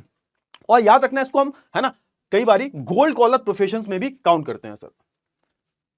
और एक तरीके से आप देखोगे हमारा, है ना, हमारा जो एक तरीके से हमारा टर्शरी सेक्टर जो है उसका एक सब डिवीजन है जो कि हाई पेड स्किल, जैसे जो कंपनी के सीईओज होते हैं, सुंदर पिचाई, सत्य नाडेला, ये क्या है सर? ये भी हमारी क्यूनरी एक्टिविटी के पार्ट है, क्योंकि क्यों ये डिसीजन ले रहे हैं सर, ये क्वांटनरी के साथ साथ क्यूनरी एक्टिविटी का भी पार्ट है, because they are taking decision जो कि कंपनी को अफेक्ट करेगा।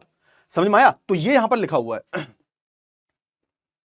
क्लियर हुआ? चलिए, याद रखो लास्ट में बोला गया कि इनके नंबर्स भले ही कम है लेकिन इनके एक तरीके से किसी भी इकोनॉमी में ये बहुत ज्यादा ही एक तरीके से आप बोल सकते हो एडवांटेजियस पोजीशन पे होते हैं, फिर आप बोल सकते हो इनका फायदे ये कम नंबर में होने के बाद भी ये बहुत बड़ी बड़ी चीजों को अफेक्ट करते हैं। इनके number as compare to other activities बहुत कम है, बट इनके लिए हुए डिसीजंस पूरे सेक्टर को, पूरे इकोनॉमी को जो है एक तरीके से आप बोल सकते हो वो अफेक्ट करते हैं। याद रखना हमेशा, ठीक है ना? क्लियर हुआ? चलिए, बहुत बढ़िया। अच्छा, अब यहां पर थोड़ा सा आउटसोर्सिंग की बात की जा रही है। आउटसोर्सिंग का मतलब मैंने आपको ऑलरेडी बता दिया है भाई, सिंपल सी बात है, आप क्या कर रहे हो सर, आप एक तरीके से अपना काम खुद नहीं कर रहे, दूसरे से करवा रहे हो। यहां पे सबसे बेस्ट एग्जांपल देखने को मिलता है ना, आपको इंडिया में बहुत सारे कॉल सेंटर्स मिलेंगे। ये सारे कॉल सेंटर, मैक्सिमम जो कॉल सेंटर्स हैं बाहर की कंपनीज के हैं, क्योंकि आपको देखने को मिलता है इंडिया में, चाइना में, जितने भी हमारे जो साउथ ईस्ट और ईस्ट एशियन जो कंट्रीज है, वहां पर आपको लेबर बहुत सस्ती मिलती है ना। तो आप देखोगे यहां पर क्या होता है सर, यहां पर आप देखोगे यहां पर लेबर सस्ती मिलती है, तो जितने भी कॉल सेंटर होंगे आपको देखने को मिलेंगे। आप देखोगे कि इसने एक तरीके से बहुत बड़ा एक नया मार्केट क्रिएट किया, और आउटसोर्सिंग ने कहीं ना कहीं आप बोल सकते हो कंट्रीज में बहुत लोगों को रोजगार भी दिया, ठीक है ना। अब यहां पर आप समझो कि आउटसोर्सिंग पे कभी कभी सवाल भी उठाए जाते हैं, सवाल भी उठाए जाते हैं कि भाई ये हमारे देश में अपने सेंटर्स नहीं खोलते, बाहर खोलते हैं, तो हमारे देश के लोगों को रोजगार नहीं मिल पाता। तो कई बार इन पर सवाल भी उठे। आप ध्यान रखना कि आउटसोर्सिंग हमेशा वहां आपको देखने को मिलेगी जहां पर आपको चीप और स्किल्ड लेबर दिखाई देंगे। चीप भी है, साथ के साथ स्किल्ड भी है। अब आपको कभी पता, तुमने सुना है कभी लंदन में आपको कॉल सेंटर? नहीं। वहां पे लंदन वाले क्यों खोलेंगे भाई, वहां पे इतनी महंगी लेबर है, वहां पे कौन खोलेगा, वहां पे सैलरी बहुत ज्यादा देनी पड़ेगी। इंडिया जैसे देशों में आना पड़ता है। क्लियर हुआ ना? हाँ, आई होप आपको इतनी चीजें क्लियर हो गई होंगी।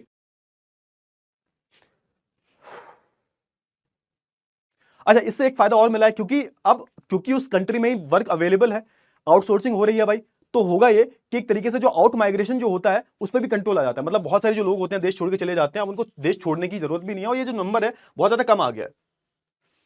और याद रखना कि जहां की कंपनी होती है ना, वहां से इनको बहुत ज्यादा रेजिस्टेंस मिलता है। क्यों? क्योंकि जिस देश की कंपनी होती है वहां के लोग हमेशा ये चाहते हैं कि भाई ये आउटसोर्सिंग बाहर ना मिले, हमारे देश में लोगों को जॉब मिले। अब जॉब क्यों नहीं मिलती? क्योंकि सिंपल सी बात है भाई, इनको कंपनी को प्रॉफिट कमाना है।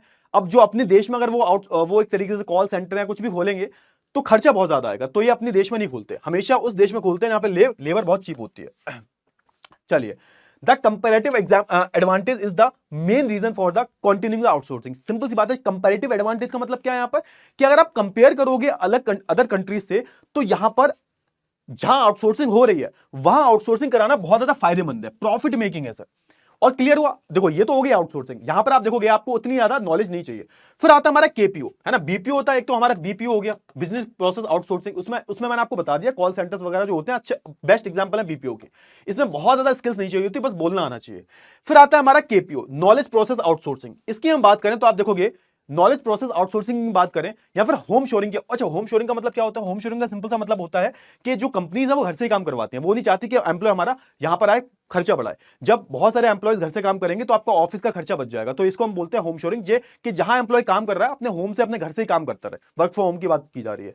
एक होता है हमारा नॉलेज प्रोसेस आउटसोर्सिंग। इसमें क्या हो रहा है? इसमें भी सेम वही है कि आप किसी दूसरी पार्टी से काम करवा रहे हो, लेकिन यहां पर जो भी काम है ना वो एक तरीके से नॉलेज बेस्ड काम है। यहां पर क्वांटिनरी एक्टिविटी वाले काम किए जा रहे हैं। कि यहां पर आप क्या कर रहे हो, यहां पर एक तरीके से आप देखोगे, यहां पर एक तरीके से आप देखोगे कि आप नॉलेज वाला काम कर रहे हो, स्किल वाला काम कर रहे हो। एक जैसे मैं बात करूं टीचर की बात करूं मैं, आपने देखा होगा यूडीमी एक प्लेटफॉर्म है, वहां पे भी आप देखोगे बहुत सारे स्किल्स की हम बात करें, पीडब्ल्यू स्किल्स की हम बात करें, तो आप देखोगे यहाँ बहुत सारे टीचर्स हैं, है ना। अब ये जो लोग हैं आप देखोगे अलग अलग जगह पर जाके क्या करते हैं, अलग अलग जगह पर जाकर आप देखोगे अलग अलग देशों में बहुत सारे जो टीचर्स होते हैं वो पढ़ाते हैं पूरी दुनिया के बच्चों को, जो भी स्किल्स से रिलेटेड कोर्सेज होते हैं। तो स्किल्स से रिलेटेड जो कोर्सेज होते हैं उनकी हम बात करें, ये भी एक तरीके से हमारा केपीओ वाला पार्ट हो गया।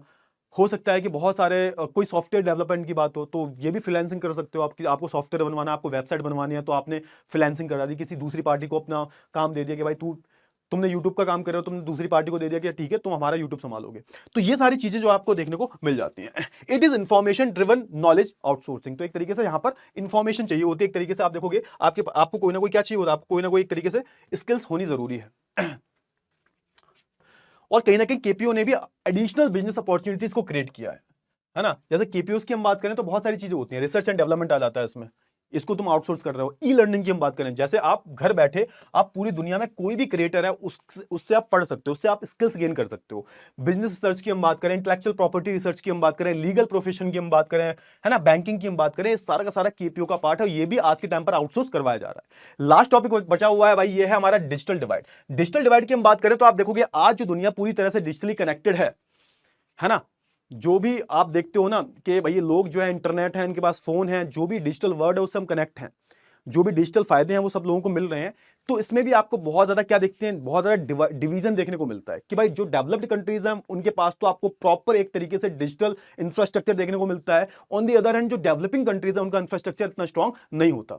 आप देखोगे यहां पर बोला गया है opportunities emerge from the information and communication technology based development is unevenly distributed. तो आप देखोगे कि जो भी हमारी इंफॉर्मेशन कम्युनिकेशन टेक्नोलॉजी है, जिसको हम डिजिटल का नाम दे रहे हैं, जिससे हम एक तरीके से डिजिटली, है ना, कम्युनिकेट कर पा रहे हैं, इंफॉर्मेशन गेन कर पा रहे हैं। जो भी देखो, जो भी आप इंटरनेट पे करते हो इंफॉर्मेशन के लिए, it's all about communication, information. आप जो भी करते हो, इंस्टाग्राम क्यों चलाते हो? इंफॉर्मेशन के लिए, कम्युनिकेशन के लिए। शॉपिंग करते हो जो आप, है ना, आप कोई भी अपना असाइनमेंट करते हो, ये सब क्या इंफॉर्मेशन कम्युनिकेशन वाला का पार्ट है जो आप डिजिटली करते हो, है ना, with the help of internet और फोन।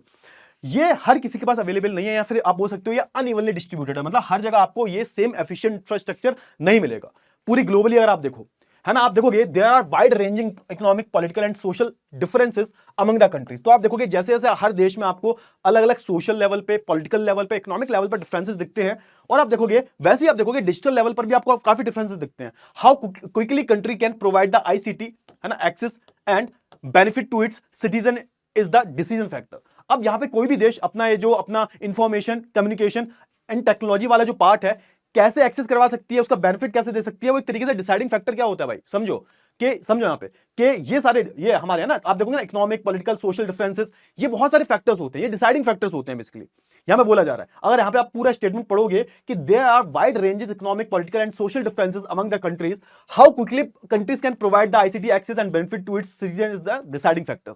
इसमें आप देखोगे कि हर एक कंट्री अपने सिटीजन को उतनी ज्यादा इंफॉर्मेशन, उतनी ज्यादा एक तरीके से डिजिटल एक्सेस प्रोवाइड नहीं कर पाती। और इवन अगर आप अलग अलग देशों में अलग अलग जो स्टेट्स हैं उनको भी आप कंपेयर करोगे तो वहां पर भी आपको बहुत अच्छा खासा डिफरेंस देखने को मिलता है। जैसे मैं दिल्ली एनसीआर की बात करूं, यहां पर आपको इंटरनेट बढ़िया चलता हुआ दिख जाएगा, लोगों के पास एक्सेस है, लेकिन भले ही आप फिर आप जाओगे टायर 3, टायर 4 सिटीज में, वहां पर आपको कई जगह पर इंटरनेट नहीं मिलता। आप कहीं भी जाओगे तो हर जगह आपको इंटरनेट फैसिलिटीज उतनी अच्छी नहीं मिलती। तो इसी को क्या बोला गया? इसी को डिजिटल डिवाइड बोला गया। आप देखोगे while developed countries in the journal have searched forward, the developing country have locked behind and its knowledge as the digital divide। यही डिजिटल डिवाइड का मतलब क्या है कि एक तरफ हमारी जो डेवलप्ड कंट्रीज हैं वो एक तरीके से बहुत ज्यादा सर्च कर रही हैं, एक तरीके से, है ना, डिजिटल की बात, डिजिटल इंफ्रास्ट्रक्चर की बात करूं, उनके यहाँ पे बहुत डेवलप हो चुका है information technology. On the other hand developing countries थोड़ा सा लैग बिहाइंड है, यानी कि पीछे रह गई हैं थोड़ा सा। अच्छा, सिमिलरली अगर मैं बात करूं, अगर आप अलग अलग देश को कंपेयर करोगे ना, देश को के अंदर भी कंपेयर करोगे, अलग अलग देशों में आपको अलग अलग क्या मिलते हैं, अलग अलग स्टेट्स मिलते हैं। स्टेट्स को भी अगर आप कंपेयर करोगे तो वहां पर भी आपको ये डिफरेंस देखने को मिलेगा, है ना। For example, in a large country like India, Russia, it is inevitable that certain area like metropolitan centres possesses the better connectivity and access to a digital world versus the peripheral rural areas। तो समझो यहाँ पे कि अगर मैं Russia की बात करूं, इंडिया की बात करूं, चाइना की इवन बात करूं, तो यहाँ पे बहुत सारे जो आपको मेट्रोपॉलिटन सिटीज हैं, महानगर जो हैं, वहां पर आपको अच्छा खासा डिजिटल नेटवर्क, डिजिटल इंफ्रास्ट्रक्चर देखने को मिलेगा। ऑन दी अदर हैंड अगर मैं बात करूं किसकी भाई, अगर मैं बात करूं थोड़ा सा पेरिफेरल की, यानी कि थोड़ा सा आउटस्कर्ट में आप जाओगे, थोड़ा सा रूरल एरियाज में जाओगे, तो वहां पर उतना इंफ्रास्ट्रक्चर इंप्रूव नहीं हुआ है, या फिर इतना जो है डिजिटल कनेक्टिविटी उतनी अच्छी नहीं है। इसी को हम एक नाम देते हैं डिजिटल डिवाइड। एक तरीके से डिजिटली भी हर कोई जो है उतना फायदा नहीं उठा पा रहा है। इसमें भी आपको बहुत, जैसे आपको सोशली, इकोनॉमिकली, पॉलिटिकली डिफरेंसेस देखने को मिलते हैं, ठीक उसी प्रकार आपको डिजिटली भी डिफरेंसेस देखने को मिलते हैं। क्लियर हुआ ना? तो यहीं पर हमारा जो चैप्टर था वो समाप्त हुआ। आई होप आपको सारी जो चीजें वो बहुत अच्छे से क्लियर हो गई होंगी। तो अब हम बात करेंगे नेक्स्ट क्लास में, तब तक के लिए अपना ध्यान रखिएगा, ठीक है, बाय बाय।